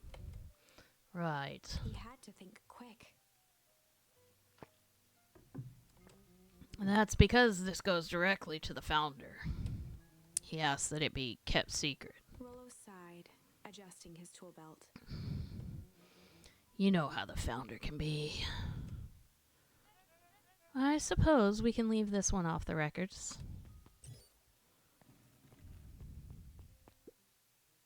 Our harvest awaits, and such. With a stroke of his mustache, Rollo proceeded into the perennial harvest headquarters. Our harvest awaits. Package here for the founder. Oh, I didn't hear anything about... Yeah, this is a need-to-know kind of thing. I'll just check. He stammered and flipped through the pages of his clipboard. This goes directly to the founder. I don't have time to fill you in. Oh, I see. If you could just complete this form... Interrupted with urgency in his voice. Every time with the forms. Look, if you want to explain to the founder why I'm late, well, it's your funeral. I'm sorry. What did you say your name was again? Rollo panicked. Our harvest awaits! Sir, that's a restricted area. Excuse me, sir. Our harvest awaits! Ready to light this candle, Tish? Yup. Suck on this, perennial ham fist.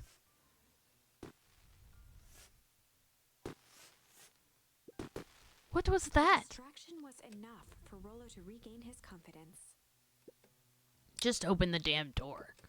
I've got a job to do. The clipboard fumbled around in a frenzy. I should check on that noise. Oh, come on! Just buzz me in already. Okay. Ah ha ha ha ha ha ha! Phew. That was close. Our harvest awaits. Hey, I figure. When in doubt, stick with the classics. Well, that was a close one. But you pulled it off. Nice work, Rollo. Alright, everyone knows what to do?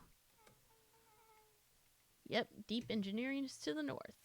And let's just see if she's in the right spot. Yeah, she is. There you go. Have a doggo cam. I'll go with Beck, in case she needs some muscle. I'll head east to the founder's office. You two be safe.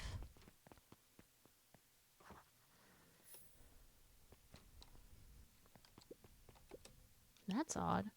There's not even any cups for the water.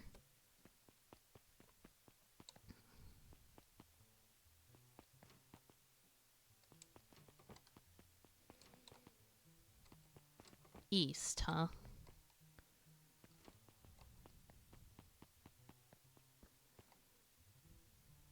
Oh no, I hate mazes. A hallway to nowhere? What's going on here?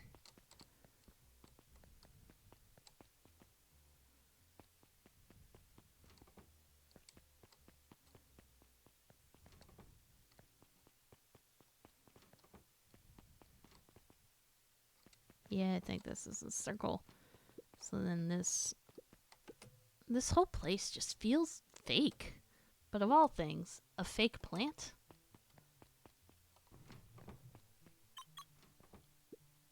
Solomon? Solomon stopped in his tracks. Luca? What are you doing here? It's a long story.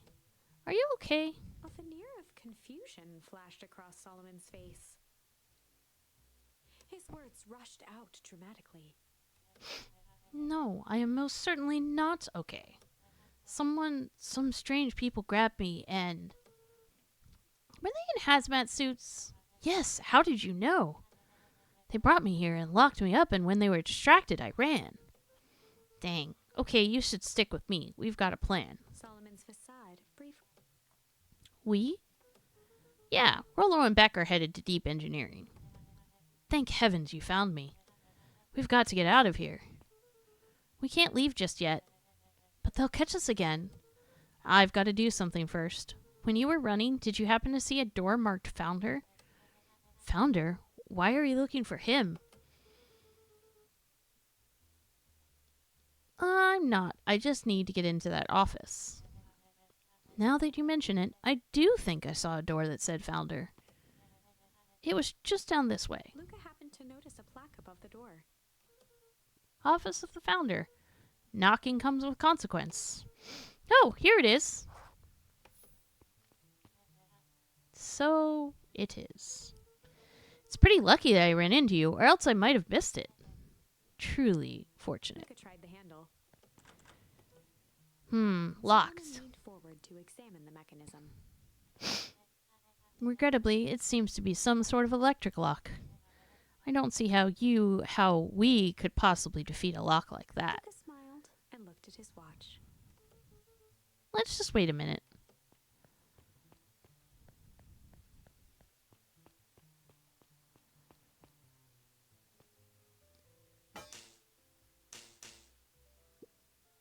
I don't know what sort of funny business you're up to, but I like it. She mined a quick hat tip and ambled off with a whistle. Good afternoon. The light on the keypad changed from red to green. How did you do that? It's good to have friends. Oh, quick, let's get inside before someone spots us. We know the Luca truth. switched on Solomon his is walkie-talkie. actually sharper. Rello, I'm in. As expected, there's a control panel. Great timing. We're stuck at a locked door marked number 24610 or 01. Need you to get us through. What if someone catches us? We should get out of here. I'm not leaving my friends, Solomon. On the computer screen, a green cursor blinked in a password field. Surely you don't have a way to get around the password. Pecked out his best guess.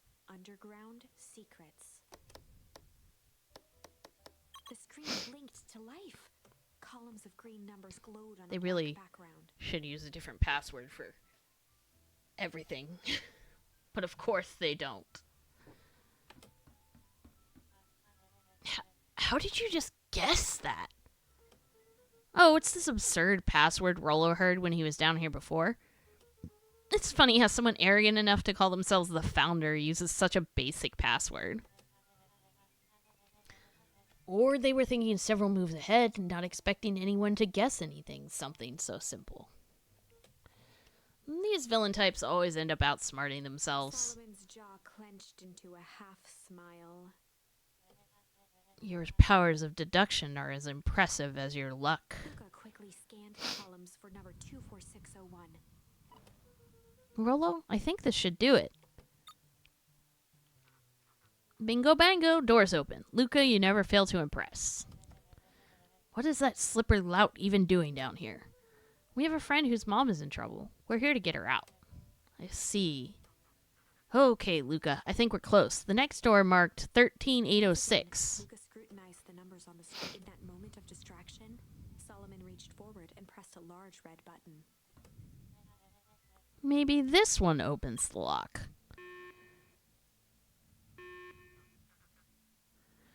Wow, he's really playing darts with his son's picture on his family portrait I just noticed in the background on the wall. Crap, we've got company. Luca, must go faster. One sec, I can't think with all this noise. Skimmed the screen with his finger. Here it is, 13806. Go, go, go. Curse these fumbling hands. My apologies, Luca. Don't beat yourself up. I know you were just trying to help. No, he wasn't. Oh, Morrow, why? Oh, man. No water cups. Rollo!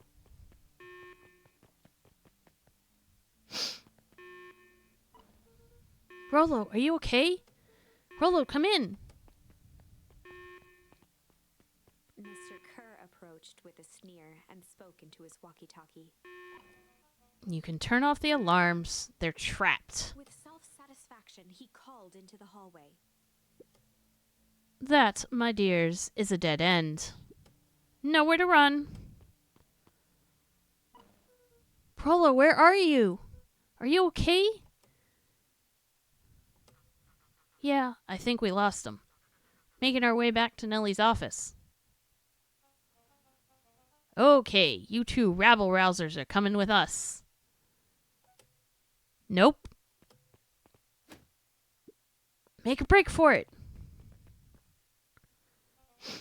Did that little shit just kick me? Don't just stand there. After them.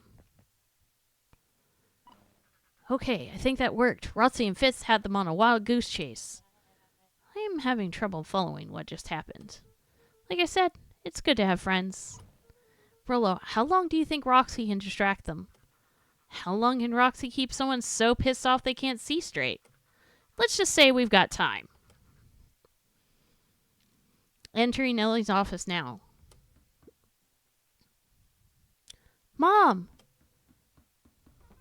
Oh, honey, what did you do to your hair? I thought you'd be happy. I finally used the Young Chemist Lab kit. You sure have a knack for making me incredibly proud in the most frustrating ways. We need to get you out of here. We? Who is your adult friend? Oh, I'm not an adult. You ever heard of growth spurt? I had more of a growth spew. No, that's not possible. Nellie leaned over to examine his teeth.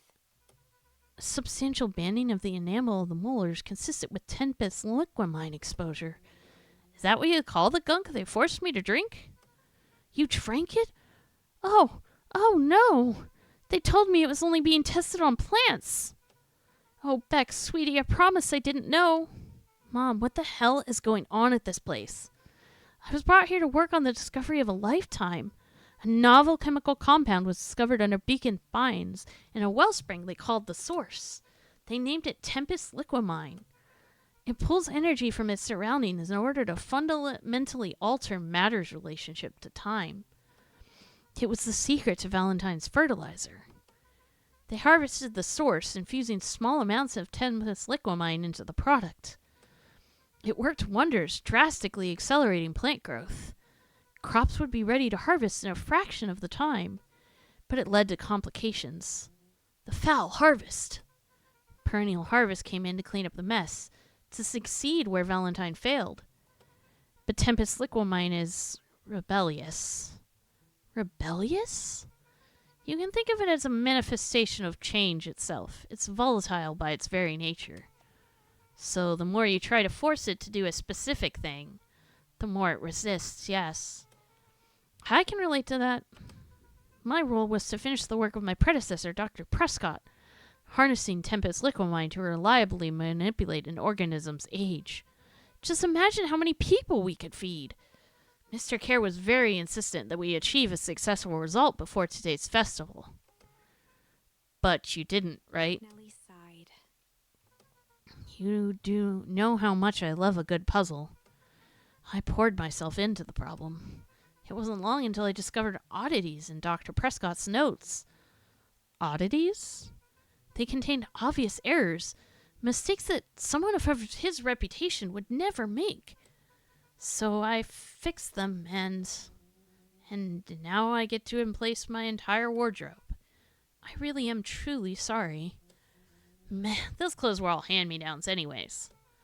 It sounds like Dr. Prescott figured it out, got cold feet, and intentionally sabotaged his own work.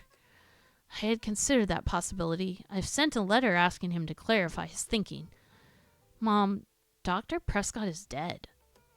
Care had him killed. What? I overheard them talking about it on the radio. It's why we gotta get you out of here. Now. Wait, the vial! I finally solved the chemical equation, allowing direct control of aging. Mr. Care picked it up just before you came. All the more reason we gotta hightail it. Luca, we've got Dr. Mordwell. Heading your way now. Roger that. Be careful. All right, everything's on track. And what is your plan for escape? We'll go over everything when they get here. In the meantime, maybe we can dig up some more info. Luca tugged on each of the cabinets. Dang, this must be the good stuff. They've all locked. Perhaps he's not as careless as you suspected.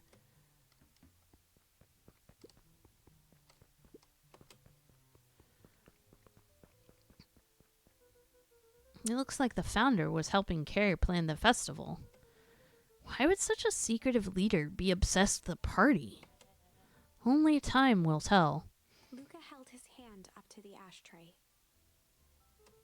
It's still warm. He must have been in here recently.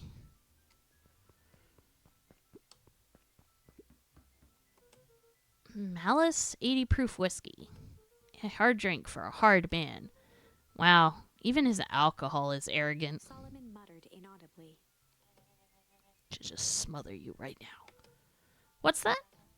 I said I shouldn't bother you right now. Don't be silly, you're no bother at all. Let's see what else this bad boy has on it. Security system, time card logs, payroll. You know, for being so evil, this guy sure is boring. Solomon once again muttered under his breath. Just you wait.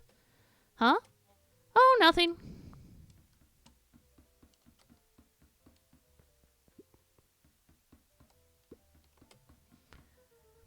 really sorry you got dragged into this mess, Solomon.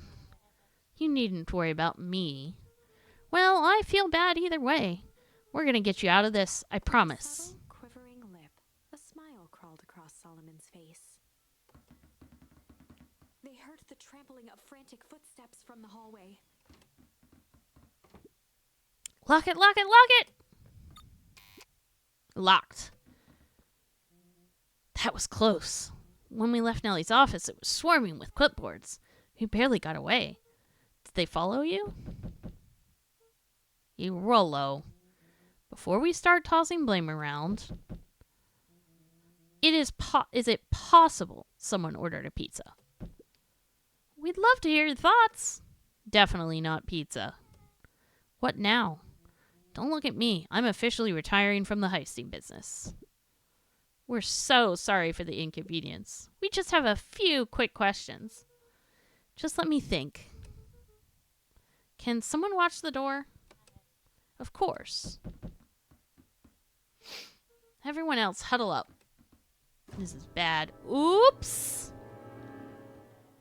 I think this little caper has gone on long enough. Solomon, no! Hush now, child. The adults are speaking.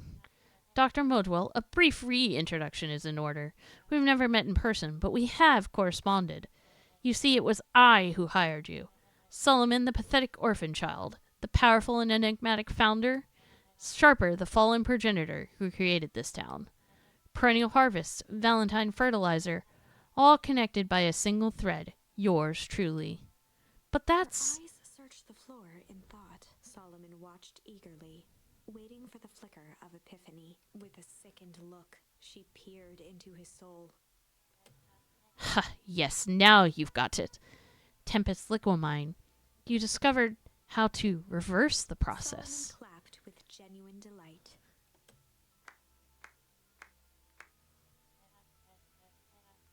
Very good, Dr. Modwell. Very good. Ad break starting in 4 minutes. Though the discovery wasn't intentional. Solomon glanced down, examining his youthful... And the effects went a little too far for my tastes. That's why you needed me to finish Dr. Prescott's work. Which you did admirably. Mr. Kerr, the vial, please. Kerr presented it with a theatrical twirl of the hand. May I present to you the eighth wonder of the... Finish. Rollo snatched the vial from Kerr's palm. Wow, this stuff sounds pretty valuable. Be careful, you fool! You have no idea what you have in your hand. Actually, we do. You just did a whole evil villain monologue thingy about it. Rollo casually tossed the vial to Luca.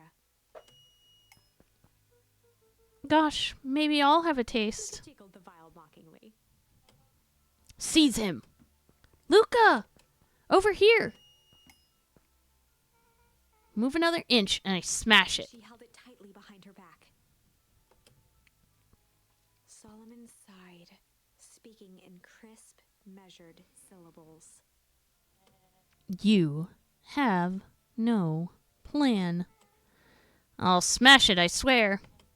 Fine, risk killing us all. Or, if you're lucky, nothing happens. Then what? We capture you and grant you much less leniency. He pursed his lips with feigned sincerity. But I give you my word, if you hand it over now, none of you will be harmed. A deep uncertainty washed over Beck. You're a smart girl, Beck. But there's no shame in being outwitted by someone smarter than you. We both know there is only one way this ends. She looked to Nellie shakily. With a dispirited nod, Nellie sighed in defeat. Beck slowly approached Solomon. That's a good girl. Beck, don't do it! We can't trust that jerk. I'm sorry, he's right. With apprehension, Beck conceded. Solomon pocketed the vial and brushed off his shoulder with a sharp flick. The dude literally is shooting darts at his own son picture. I don't think he's going to grant you leniency, but okay. Mr. Kerr, you have allowed yourself to be humiliated by a group of children. Report to my office tomorrow for a performance review. The blood drained from Kerr's face. Of course, sir. But first, you have a speech to make. Trot out there and give me the introduction I deserve. And don't forget to smile. Yes, sir. And to think all of this is thanks to the efforts of Mr. Van Horn. I don't understand. How is this all because of me? Ha! I said Mr. Van Horn, silly child. Dr. Walt Van Horn. Your father was always a thorn in my side. I offered him an opportunity to be a part of something great, but the fool was blinded by righteousness. He even broke into my laboratory in an attempt to sabotage my work. Solomon shook his head with gratification. But the universe has a funny way of correcting course. By meddling with a force he didn't understand, Walt showed me its true potential. As fate would have it, Luca, your father's dying act was to grant me eternal life. A muffled applause resonated faintly through the walls. Well, that's my cue. After the festivities and my subsequent ascension, I will return to deal with you all. Until then, I suggest you use this time to reflect on the magnitude of your failure. You three keep post outside the door. Okay, I gotta be honest with you. I am enjoying this game. I'm having a bunch of fun, but I don't know what I'm doing wrong because I am currently like 8 hours into a game that supposed 100% completion averages max at 7 to 8 hours, and I don't think I'm actually close. At least the internet decided to cooperate for now. Well, crap. I can't believe Beck sold us out like that. I'm not sure she had any other choice. So what now? What's the plan? I don't have one. Of course you do. You always have a plan. Rollo, you just need some time. Rollo, it's over. We lost. Nellie was staring at the floor, deep in thought. Sorry, Luca. Give me a minute to calm my mind. Hey, I'm sorry, Luca. I did what I had to do. I know, it's just, we were so close. I've got a feeling that eventually, Solomon will get what's coming to him. Time wounds all heals. Well, time seems like less of an issue for him now.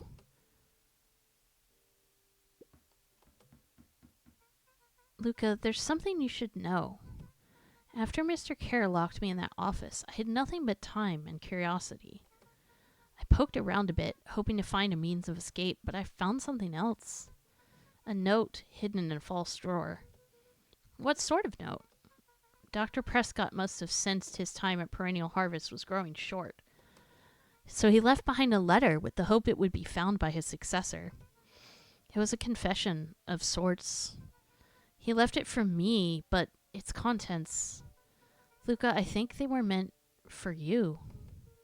Why? What did it say? It was about an incident with your mother. Dr. Prescott found her in his lab with a stolen keycard. There was an accident. She had been exposed to extreme amounts of Tempest liquamine. The color dropped from Lucas. Did she... Is she... She survived. Dr. Prescott decided to help her recover. He no longer trusted Perennial Harvest, so he kept her whereabouts a secret. Over time, your mother led him to reconsider the purpose of scientific discovery. Science is often at the vanguard of change, but that doesn't mean it's always right. He realized that no one should have control over something as powerful as time itself. I now believe that's why he began to intentionally sabotage his own work. And it cost him his life. That's a reasonable conclusion. Luca was overwhelmed with emotion. But if she's alive, where has she been? Where is she now? A sudden explosion sounded from the hull. Chapter 8. Comeuppance. Ears still ringing, Gran picked herself up off the ground. Through the dust and smoke, she looked over to see Mrs. Fratelli helping Hiram Tolliver to his feet. She'd had to beg, borrow, and steal to acquire those explosives. How many nights had she spent visualizing how she'd use them to make things right? And now, her one shot at destroying the source, that damned hole that swallowed so much of her life, was gone. Traded for this jagged hole in a wall and a foolhardy shot at rescuing Rollo. With Fratelli and Tolliver at her side, she stepped through. It was a strange feeling. The last time she'd stalked this maze of hallways, it was in a different body. They quickly rounded a corner to find a group of clipboards guarding a door. Something worth guarding is probably something worth seeing. She leapt forward, brandishing her cane. If her last chance at vengeance for things lost was truly gone, she would just have to fight to keep what she still had.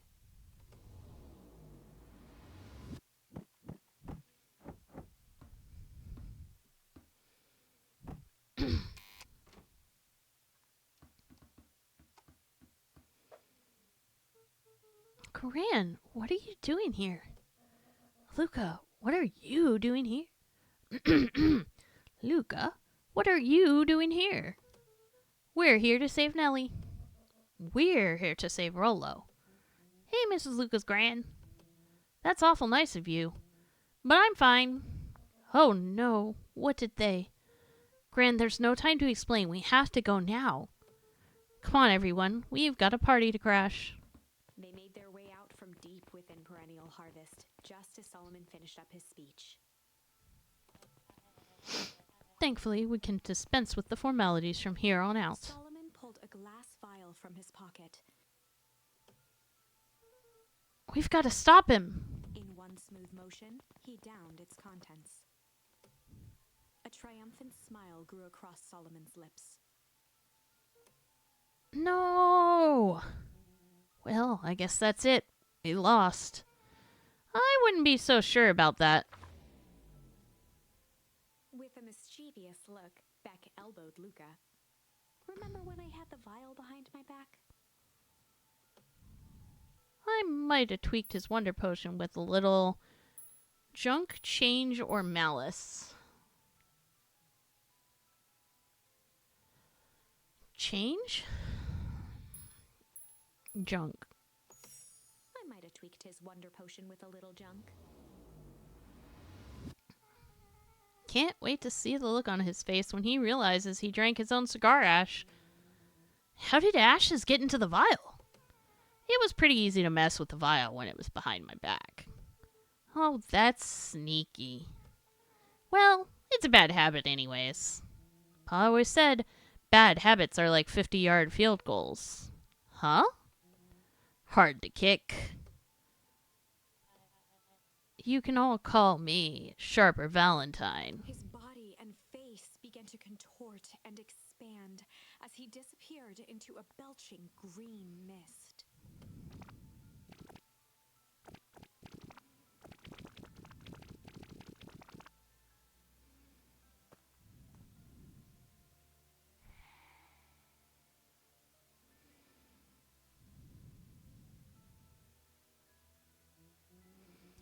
Well, that's one way to kick a bad habit.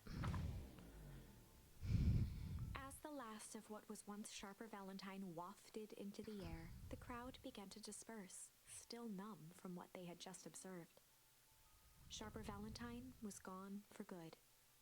His end would be a new beginning for Beacon Pines. A new chance to let go of the things they had lost and grab hold of the new future. The end.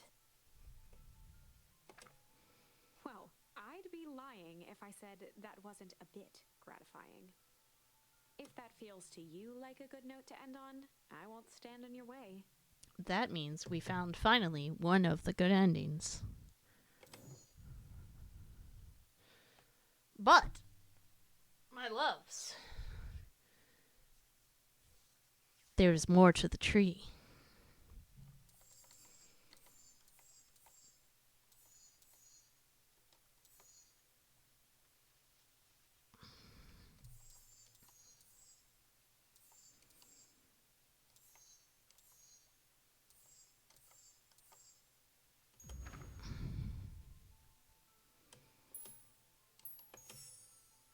Ida tweaked his wonder potion with a little change. Like, pocket change? Your unlucky penny. Yeah, I plopped it in the vial when no one was looking. What's that going to do? No idea. That's the beauty of science. Now we observe. You can all call me Sharper Valentine. His body and face began to contort and expand as he disappeared into a belching green mist. We might actually be nearing the end, though. The end for realsies. Like completion 100%. Holy crap! He's a baby? Yeah, but he's still Sharper, right? What he was no longer matters. This is an innocent child. I apologize for all the harm my father has caused you. Eris awkwardly cradled the squirming child. She looked to her brother, her voice shaking with uncertainty. Augustus, what do we? We do what Valentines always do. What must be done? I'll hurry home and prepare a crib for father, young Sharper. That would be a great help. Thank you. She looked back down at the infant with equal parts kindness and terror in her eyes. With a shake of her head, Eris addressed the crowd with a stern scowl. Okay, everyone, the show is over. You may leave now. Epilogue. Beacon Pine's coldest summer on record came and went without much fanfare. Where? Folks shared what they had, and none were left wanting. The new school year was ushered in by the falling leaves of autumn. Artemis is snoring. It's adorable. Unfortunately, if I moved my mic, A, my mic cord isn't actually that long, and B, if I moved my mic down there, she would assume things were happening and therefore wake up. After everything Luca, Rollo, and Beck had been through, middle school was bearable. The chill of winter didn't seem to bother people much. They kindled a hope for a better future in their hearts. When spring arrived, farmers planted their crops with a sense of joy and optimism. And as the dawn of the first day of summer came again, its light slowly spread through the shallow valley. It crept over the town square, across the river, past the neglected welcome sign, and came to rest on a young boy sleeping at dawn, his mind at peace, knowing he is here for a reason.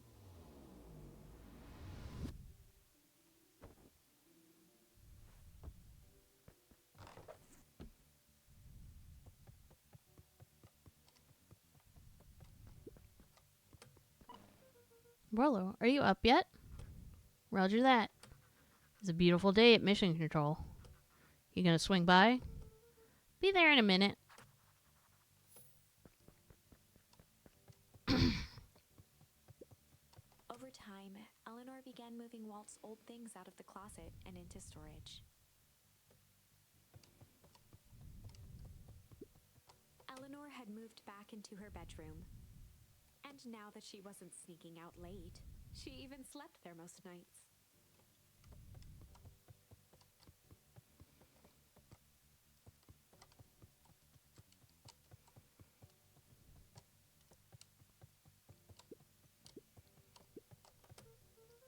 Mom, I'm ready to go now. You go on without me. I'll meet you there. I've got a batch of jam to finish jarring. It's funny. I only started making jam as a way to send messages without anyone noticing. But now I enjoy it.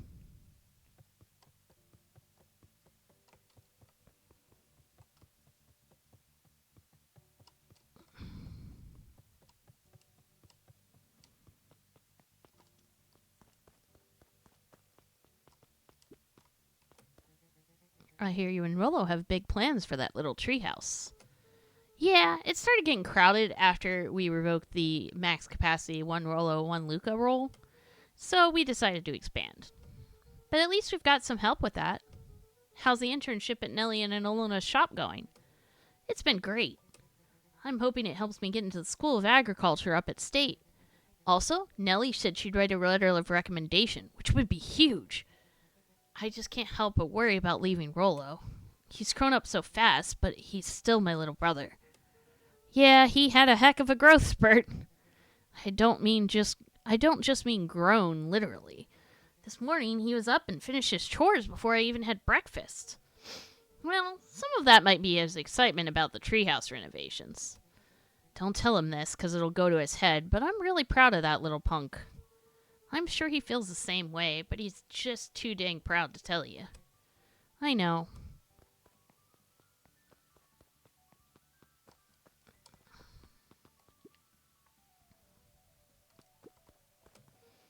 Hey, Gus. How's the tree planting going? Couldn't be better. I'm so grateful to Alona and Nellie for letting me help. It just wasn't built to be a mayor. Too much bureaucracy. Gus, we finished cleaning up the sidewalks. What's next? When perennial harvest collapsed, most of the clipboards skipped town. But some stuck around and dedicated themselves to making things right. Anyone with a knack for art can help paint the new offices. You can count on us. Well, it looks like you really found your calling. I never really felt comfortable telling people what to do. Now this right here, this is something I can be proud of.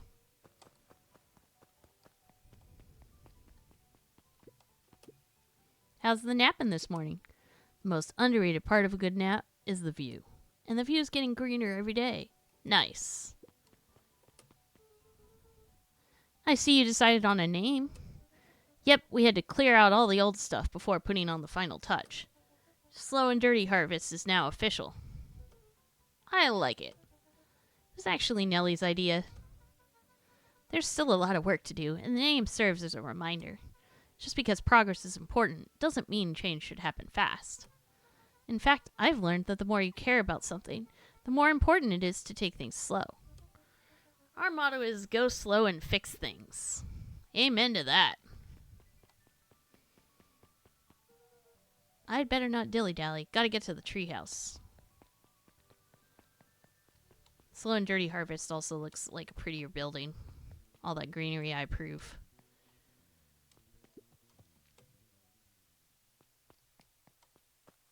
I still think there's, looks like there's room for one more item. But You could gently bait for skimming.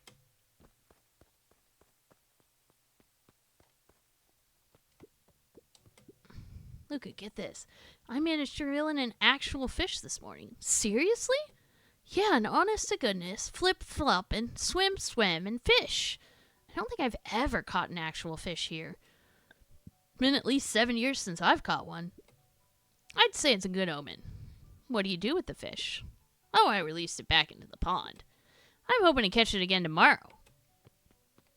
As one should. A little higher. Yup. Little lower. Yup. Little higher. Yup. Yeah, I mean, it would depend on what kind of hook that he's using. But, I mean, catch and release is definitely a thing. I'm telling you, the angle isn't the issue. We need more power to the radio. Luca, there you are. Would you tell him it's not the angle? Hey, I'm not in charge of antenna redesign. Fine. Iggy, just don't do anything drastic until we get back. Who, me?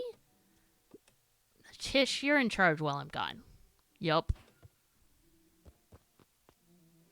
They'll be fine, right? It'll be fine. Also, if you're going to catch a fish in a pond that you haven't caught a fish in 7 years, you probably should release it if you want more fish. If we really want mission control to turn into something bigger and better, we have to loosen our grip a bit. You're right. Lead the way.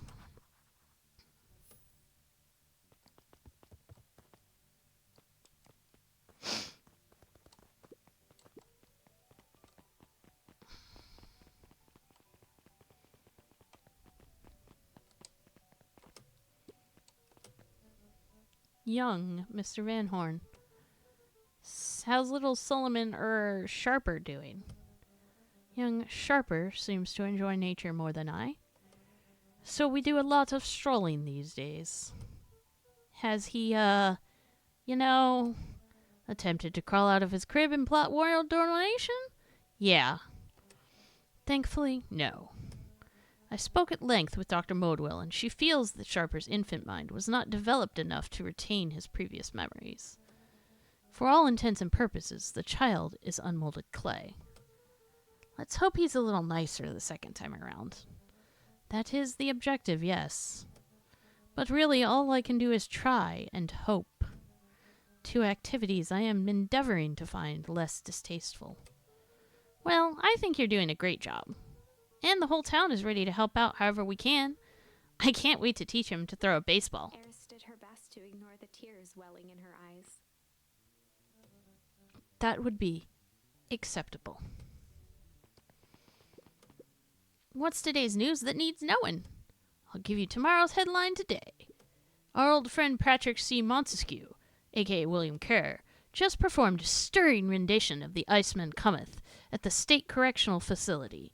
I hear there wasn't a dry eye in the house. Well, I guess he has plenty of time to work on his craft.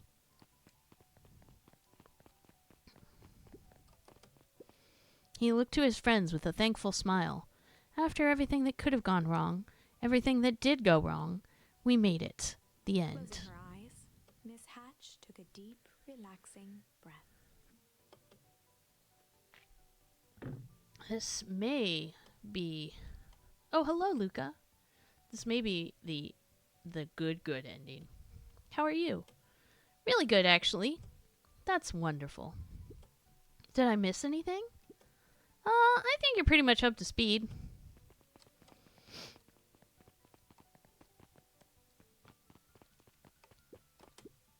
Luca, do you want a biscotti? On the house. I don't really have time. Zariel, you gotta come and see this. I finally did it. I pulled the perfect espresso. Aw, Lumi. If I didn't know better, I would think you were proud of something. As if I know. It's too late. We are now officially a person that cares.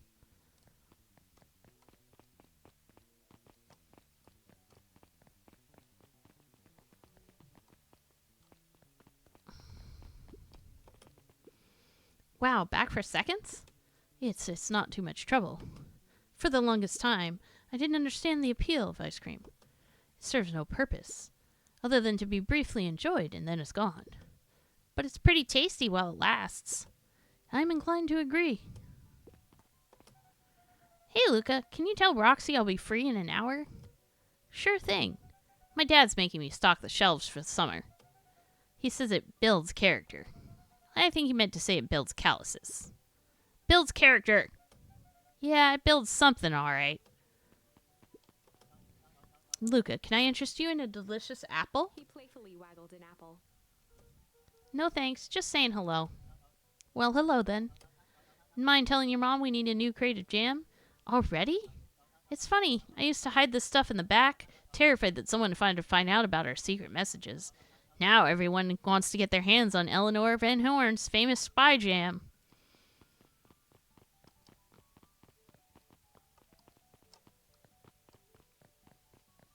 I wonder what happens if I actually go back and talk to Roxy again. Will that change? Because I'm telling her. I was asked to tell her something. Oh, she's not there.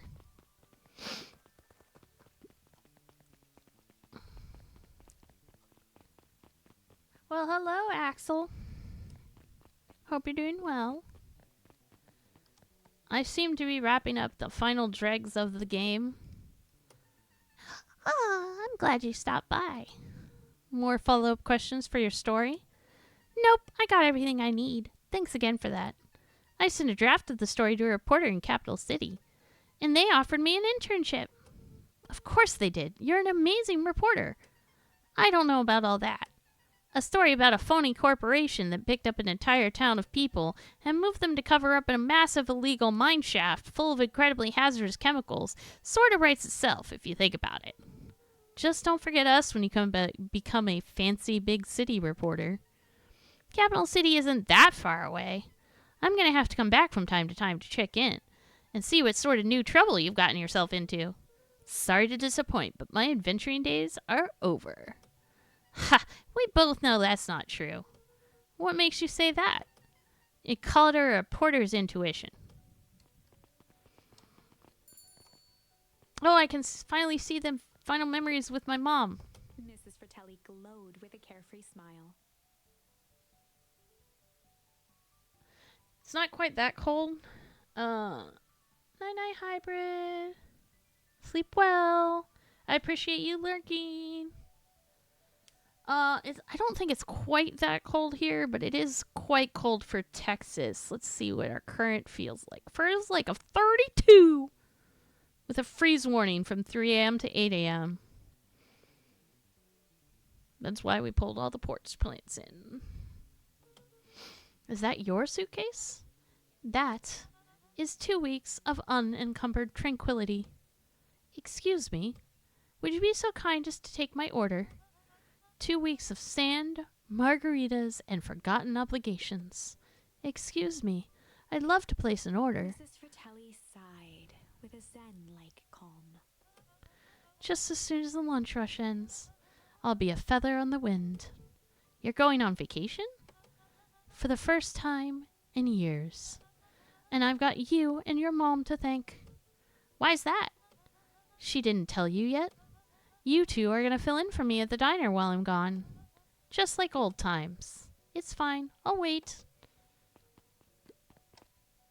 Luca squinted at the faded photo of memories of that day came flooding back.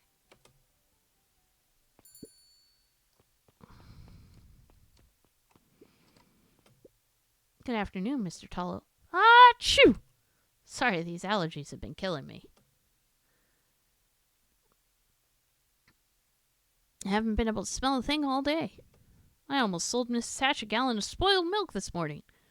Got anything to help clear out these darn sinuses? Whatever it takes, I just want to be able to smell again.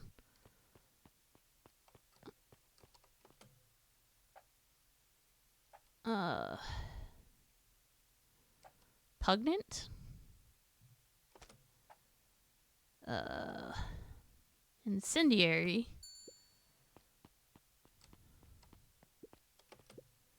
I call this one a cod for the common cold.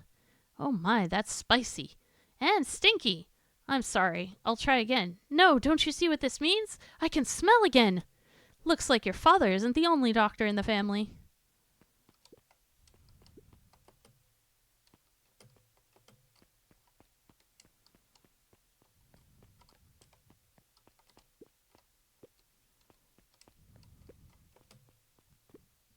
Hey, Miss Hatch.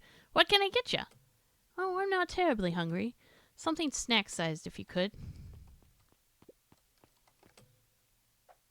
Snack-sized. Chill. And tender. Maybe. Oh dear. I couldn't possibly eat all of that. Do you have anything smaller?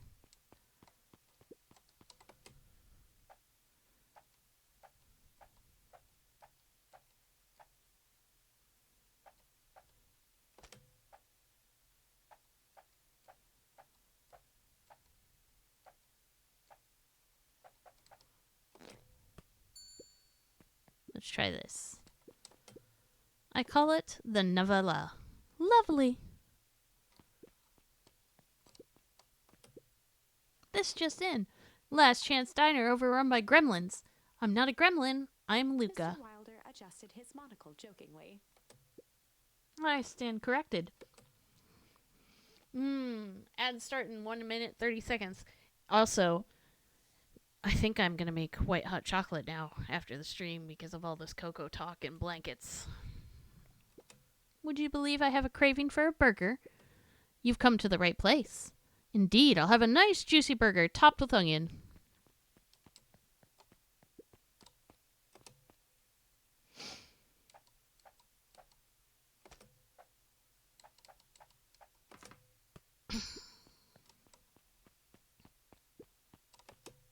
Here you go. I call it the Wilder. You know I love a good byline. Many thanks. Listen well, child. I am only going to say this once. I require a well-done burger. Got it. When I say well done, I mean it. Well done, no problem. I fear you aren't grasping my request. I want the burger charred beyond recognition. I want it bitter and black. One burnt burger coming up, and top it with the most expensive thing you have.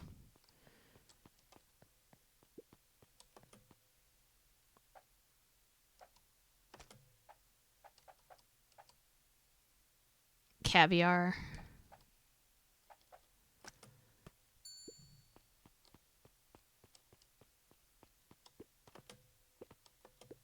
May I present the row, row, row you're burnt? I can hardly believe it. You've done well. Miss Fratelli had caviar stashed back there? The woman is full of surprises. Very good. This will suffice. If it isn't little Luca. Hey, Uncle Nuncraig. How come you haven't been around the house lately? Well, your dad and I had a little disagreement is all. How's he doing? Has he mentioned me? Not really. He's been busy lately. Sometimes he doesn't come home for work before bedtime. Is that so? Well, tell him I'm thinking of him. You seem sad. Nonsense. What can I get you for lunch? Fact of the matter is, I don't have much of an appetite right now. But Uncle Nuncreed, you gotta eat. I'll make you something special. That'll cheer you up.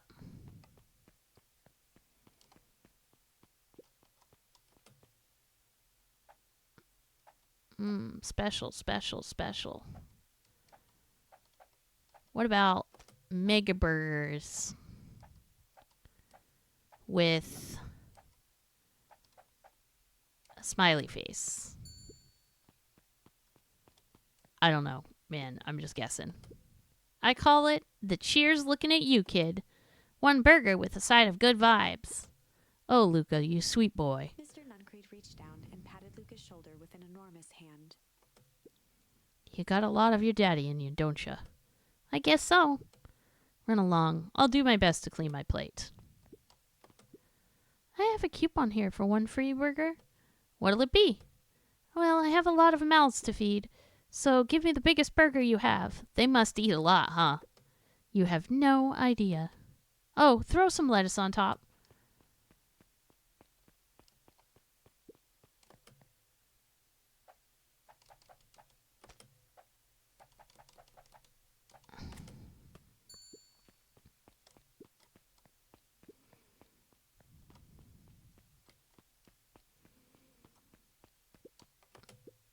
I call it the too much is never enough. This should keep him at bay. Thank you. Alrighty, it looks like we've got everything we need. Let's get to feeding these folks. Oh, I already fed everyone. You made all the food yourself? What on earth did you put on the burgers? I just used what was lying around. Oh dear, that can't be good. Thanks again, Luca. Best burger I ever ate. Surprisingly competent. Everyone seems happy. You really are a remarkable boy, aren't you? I finished it! Yes, chef, satisfy all cookie customers in the cookie minigame. Which does mean I must be missing something fishing-wise because I don't think I've gotten a thing about the fishing. Like an achievement. Unless I have and don't remember it, which is entirely possible, I suppose. Given that I started playing this game in October.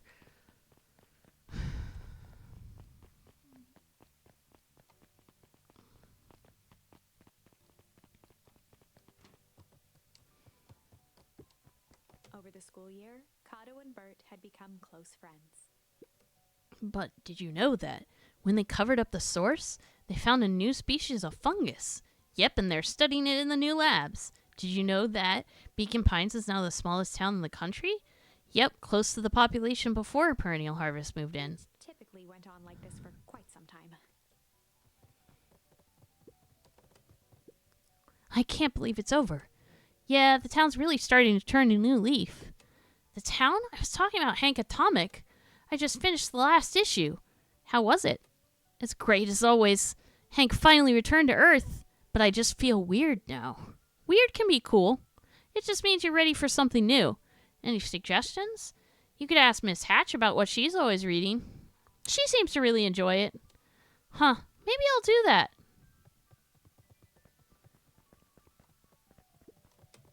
Luca peeked over Piper's shoulder. I think this is the true ending if I'm remembering correct. Laid Like, stealthily inside words. a large volume of mathematics was the first issue of Hank Atomic. Piper, are you reading Hank Atomic? Do you mind not telling anyone? I've kind of got a reputation to uphold. Oh, it's nothing to be ashamed of. Just about every kid in town reads Hank Atomic. Honestly, I'm excited for you. What I'd give to start over fresh. To experience it again for the first time. I guess that's the downside of finishing something nice. At least now I can enjoy it again through you. Promise to tell me about it as you go? Sure thing. Haha, that was a nod to the fact that I'm finishing this game, basically. Yeah. Even though I still have other endings to explore. If I want to 100% it. Hey, Mr. Nuncreed. I'm gonna go see my dad in a bit. Did you want to come with? Even after everything I did, you'd still... Mr. Nuncreed shook his head. You really are your father's son, aren't you? I don't think I'm ready for that yet. Well, you're always invited. I bet he'd love to hear from you. I'll visit Walt in my own time. You run along now.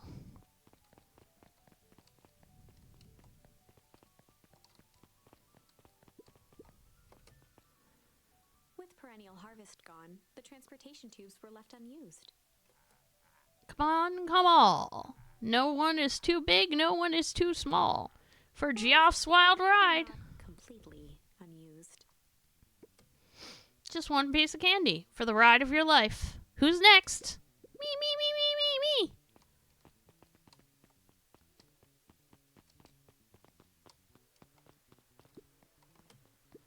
Guess what? Yesterday I saw a Dionysus Titus. And that's good? It's great. I haven't spotted one of those in years. At this rate, Beacon Pines is going to become the bug capital of the county.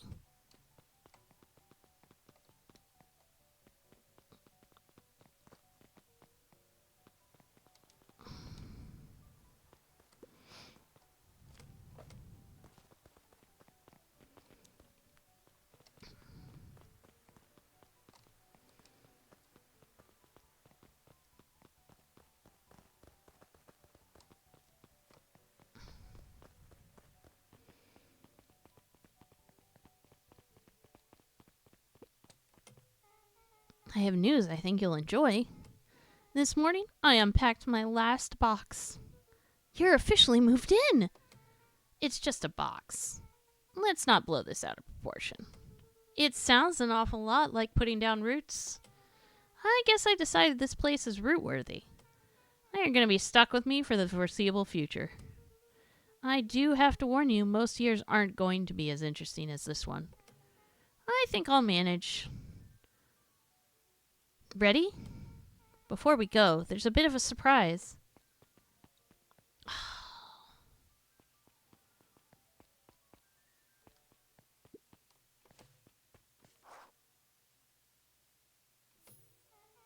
My mom's prepared this tree especially for you.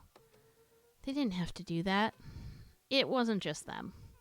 Just about the whole town pitched in. We all owe you. It should do okay in the cold of old Beacon Pines and thrive as things warm up. That's perfect.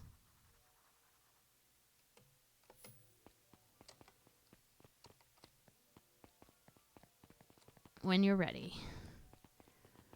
Yeah, this is gotta be the true ending. It's gonna be weird playing the other stuff after this. But I have to finish. I have to 100% it. Ah, you got it. Now that's a good looking tree. Being a special occasion and whatnot. This rides on the house. You're gonna want to hang on to that tight onto that little tree.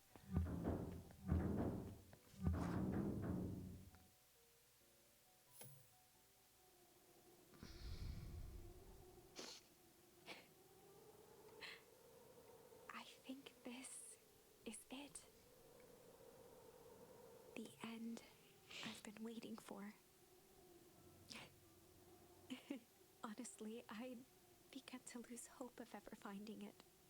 But then you came along. I don't know exactly how to thank you. It's hard to explain how much this means to me. It's funny, now that our time together is finally ending, I'm at a loss for words. Let's just watch the end together. Done. Good little tree. The best little tree. Thank you, children. This means a lot. Yeah, thanks. For everything. Shucks, I only did what any super awesome best buddy would have done. We should probably give you some time alone now. You good?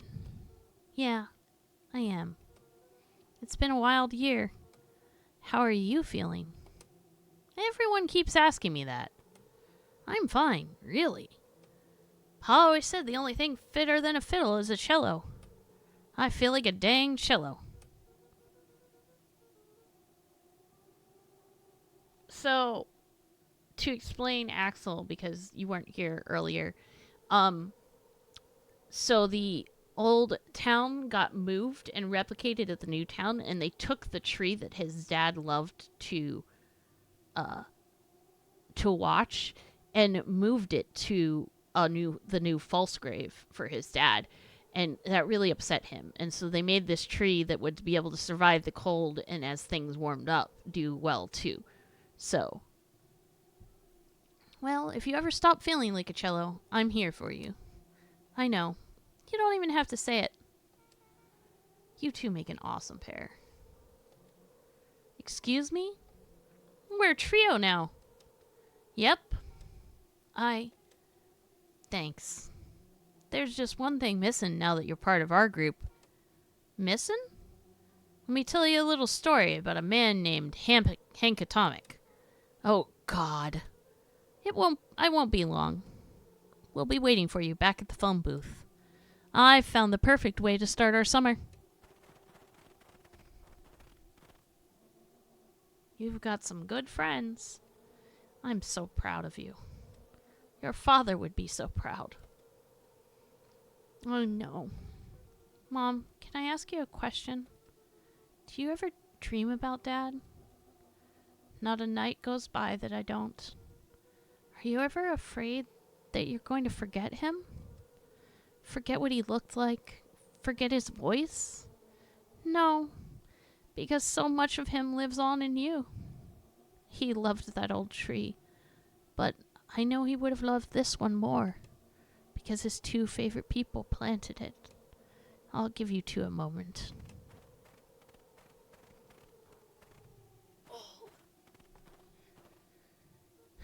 Hey, Dad. Dr. Bodwell said that over the next few years this place should warm up, so you won't have to be so cold for much longer.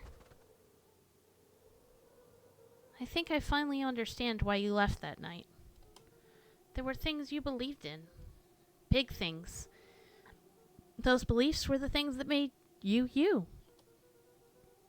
If you wouldn't have stood up to Sharper, stood up for what you believed in, you wouldn't have been the same person anymore. You had to go. But that didn't mean you loved us any less.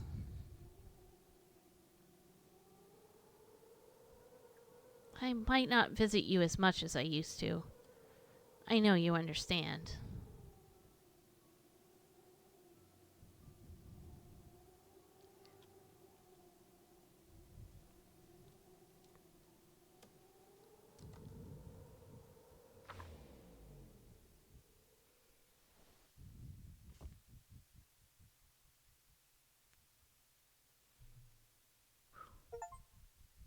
Close the book.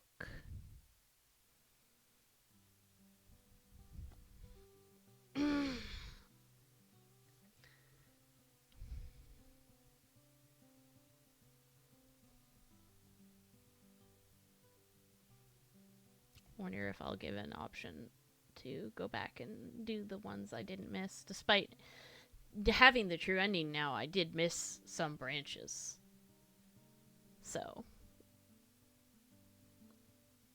Yeah, I'm excited. Oh my goodness, like that was crazy.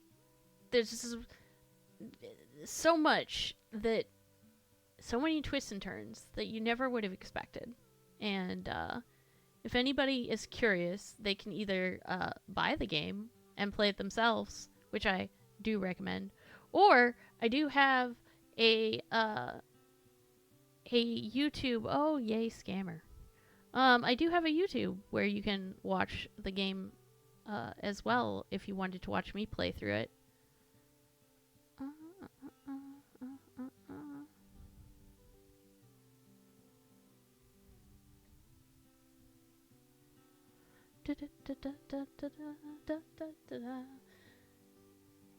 Bye bye, spammer.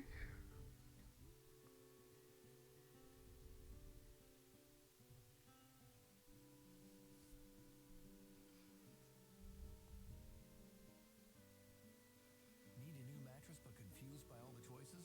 At Mattress Firm, we make it easy. Our sleep experts have the You unrivaled do not know-how. need to play that sound. Thank you very much. Oh, did I beat you to it? I should have. I should have known you're here. I didn't need to worry about it.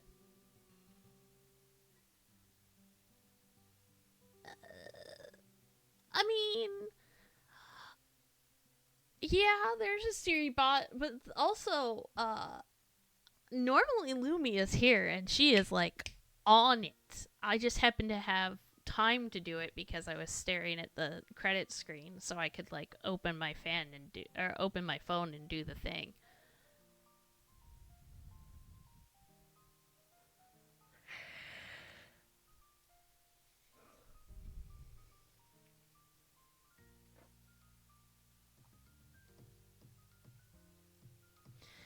So once the credits finish rolling, we will be able to figure out where our next step is, because our next step is either find someone to raid, or uh, if they give me an option to go back and look at the other tree endings, I might go back and look at the quote unquote bad endings, because then I will have been able to 100% the game. And I don't think there are actually many left, so now that I've done um, the tree thing.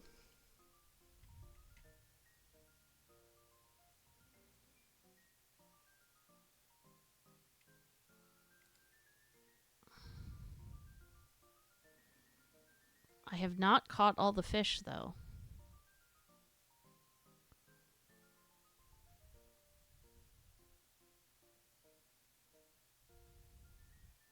I have only 7 out of 11 achievements complete.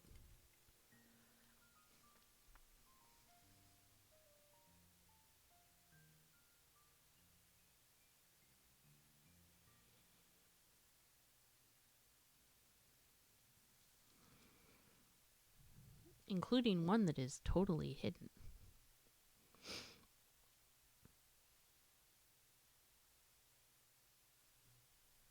Oh, yes, here we go. I should be able to.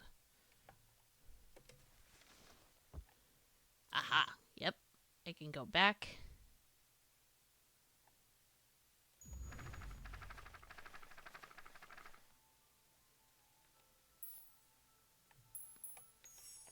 Let's see what this ending. Wonder potion with a little We did find the true ending, but we are going to watch the entire thing.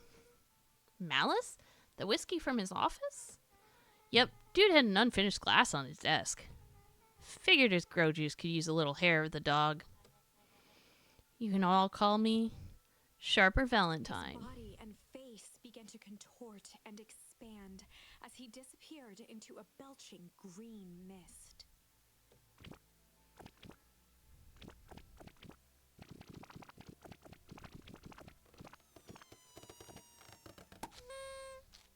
Well, that. Now that's what I call 80 poof whiskey. Damn, dude. Ah, pop goes the weasel, out with a bang. That might have been my secret achievement that I had said. Yeah, that's the secret achievement that was hidden. The crowd gazed in stunned silence at the now empty stage. The quiet was broken when William Kerr sprinted off stage and into the distance. He was never seen around Beacon Pines, or anywhere else for that matter, again. Watching the silhouette of Kerr disappear over the horizon, Luca began to laugh. First, a low chuckle that became uncontrolled, heaving laughter. Through his tears, he was vaguely aware that the crowd had begun to laugh with him. The end. That was unexpected. Perhaps a bit of an absurd ending for my taste, but who am I to say? I'm only writing the damn thing.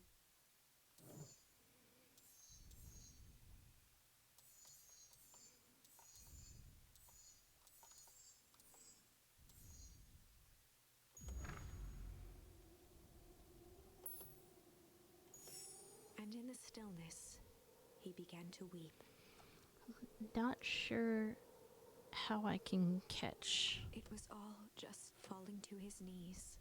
Luca whimpered the rest softly. of the fish. The tears crystallized as they hit the snow. I think my thing is trying to tell me that I'm running out of battery life on my headset. Gran stared at Luca for a moment with warm sympathy, remembering why this was all necessary. This will all make sense soon, Luca. Then everything can go back to normal. I promise. She stiffened up and brandished the torch at Mr. Nuncreed. You can't hide behind those people any longer, Joseph. Once their precious source is destroyed, we'll see where their loyalties fall. Juniper, don't. Ignoring his final plea, Gran flung the torch into the deep darkness. She smiled and exhaled in relief. Mr. Nuncreed moaned in resignation. The torch echoed as it ricocheted down the hole, punctuated with a thunderous thud.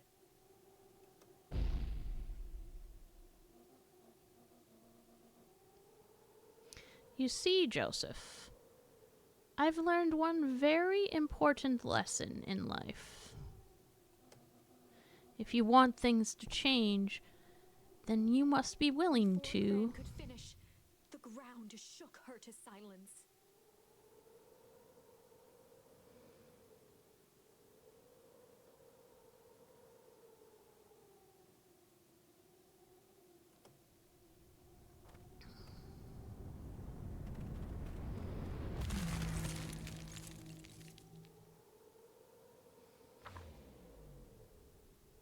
Gran only had time to spin around and run to Luca. Her attempt to shield him, an honorable but trifling act. Unflinching love, pitted against an unthinking horror. There was no contest. Her warm embrace froze in an instant. That is where they remain, fixed in place, forever.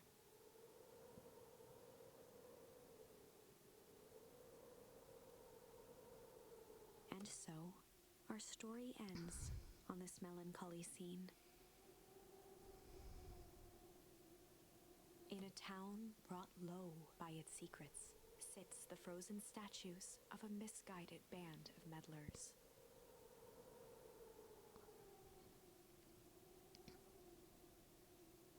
The end.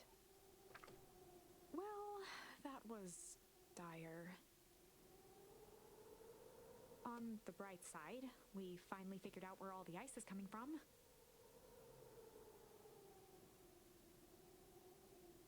Now, we just need to find a way to deal with a mystic, unfathomable force of nature.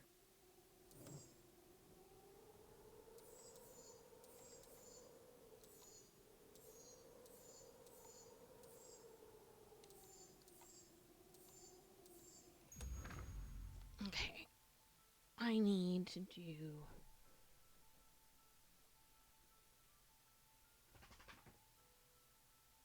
I need to check.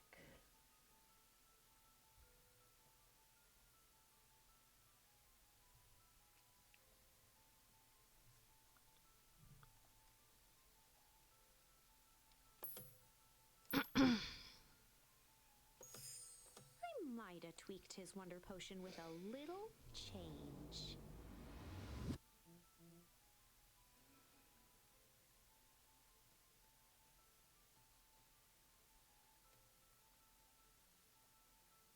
Oh, okay.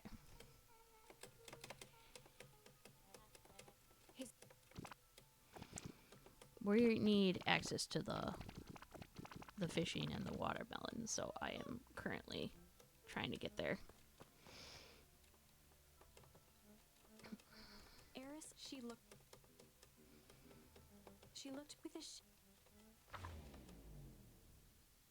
epilogue. Beacon Pines' coldest folks shared what they had, and none were left wanting. The news, after everything, the chill of winter didn't seem to bother people much. Oh, yep, I see it.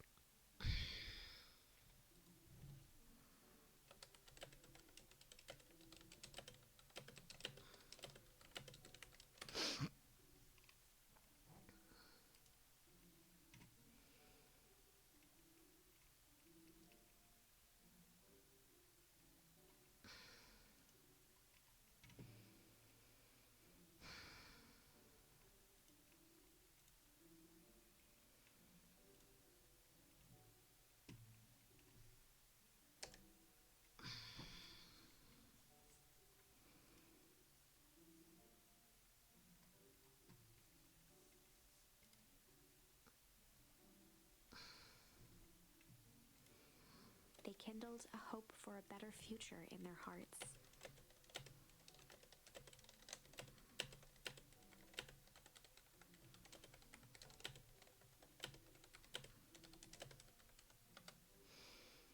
When spring arrived, and his mind at peace, knowing he is here for a reason.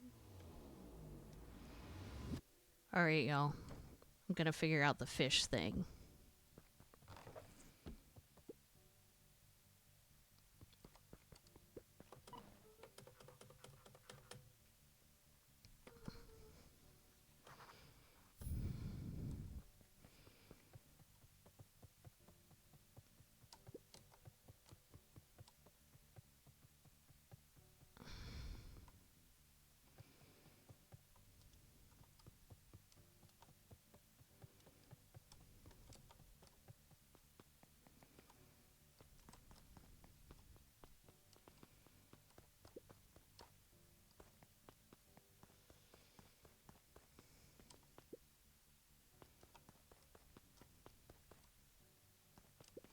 But first, there's something I have to do.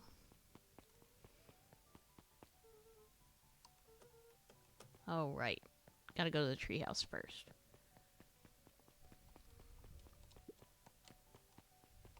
I can figure out which word I'm missing.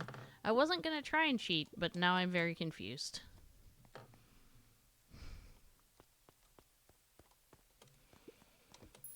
Okay. So tickle, junk, pull, cling, struggle, pungent, crooked, smack. Oh.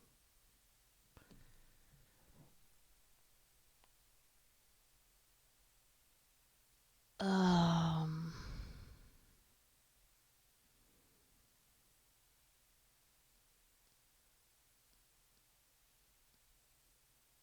Okay. Beacon Pines, smack. How do I get that?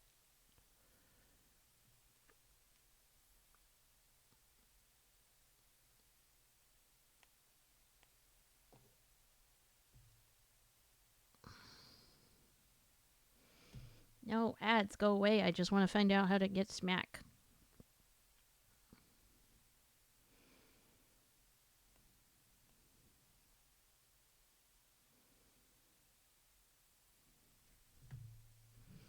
Okay.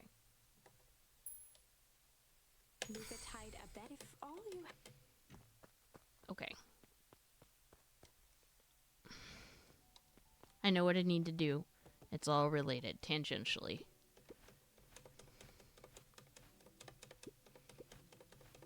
Two of the last achievements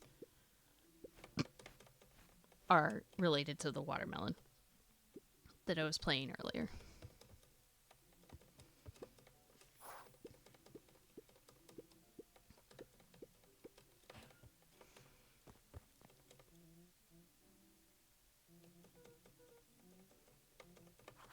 Oh my god.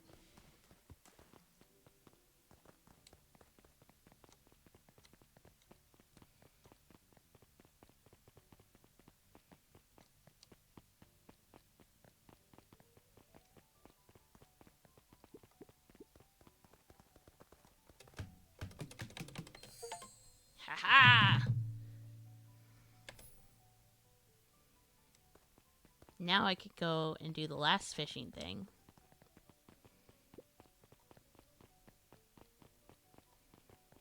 Which will be the final thing I need to see in the game.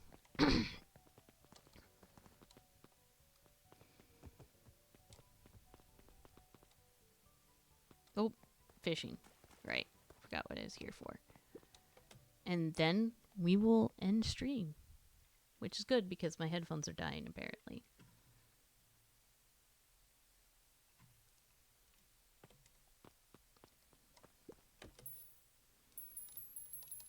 Luca stuck a toy stretchy hand onto the hook. Those things always get dirty anyway. They do. It's true. Like, they're so delightful. It's just like the stress ball toys, like, that are really popular right now. All the stress animals, like, where you squeeze them and stuff. No, I have never been too drunk to fish, but I haven't fished since I started drinking. So, should we give it to Mom? She likes jewelry. That's a sweet thought, Bugaroo. But I'm not sure she'd fully appreciate a pond bracelet. Well, that's quite a haul. Feels like a good time to pack up. Aw, just a little bit longer? If things lasted forever, they might not feel as special, huh? I guess. I'll make you a deal, Buckaroo. If you ever feel like you need to talk about anything at all, you just say, let's go fishing, and I'll know what you mean. Like a secret password? Yep, top secret. Neat.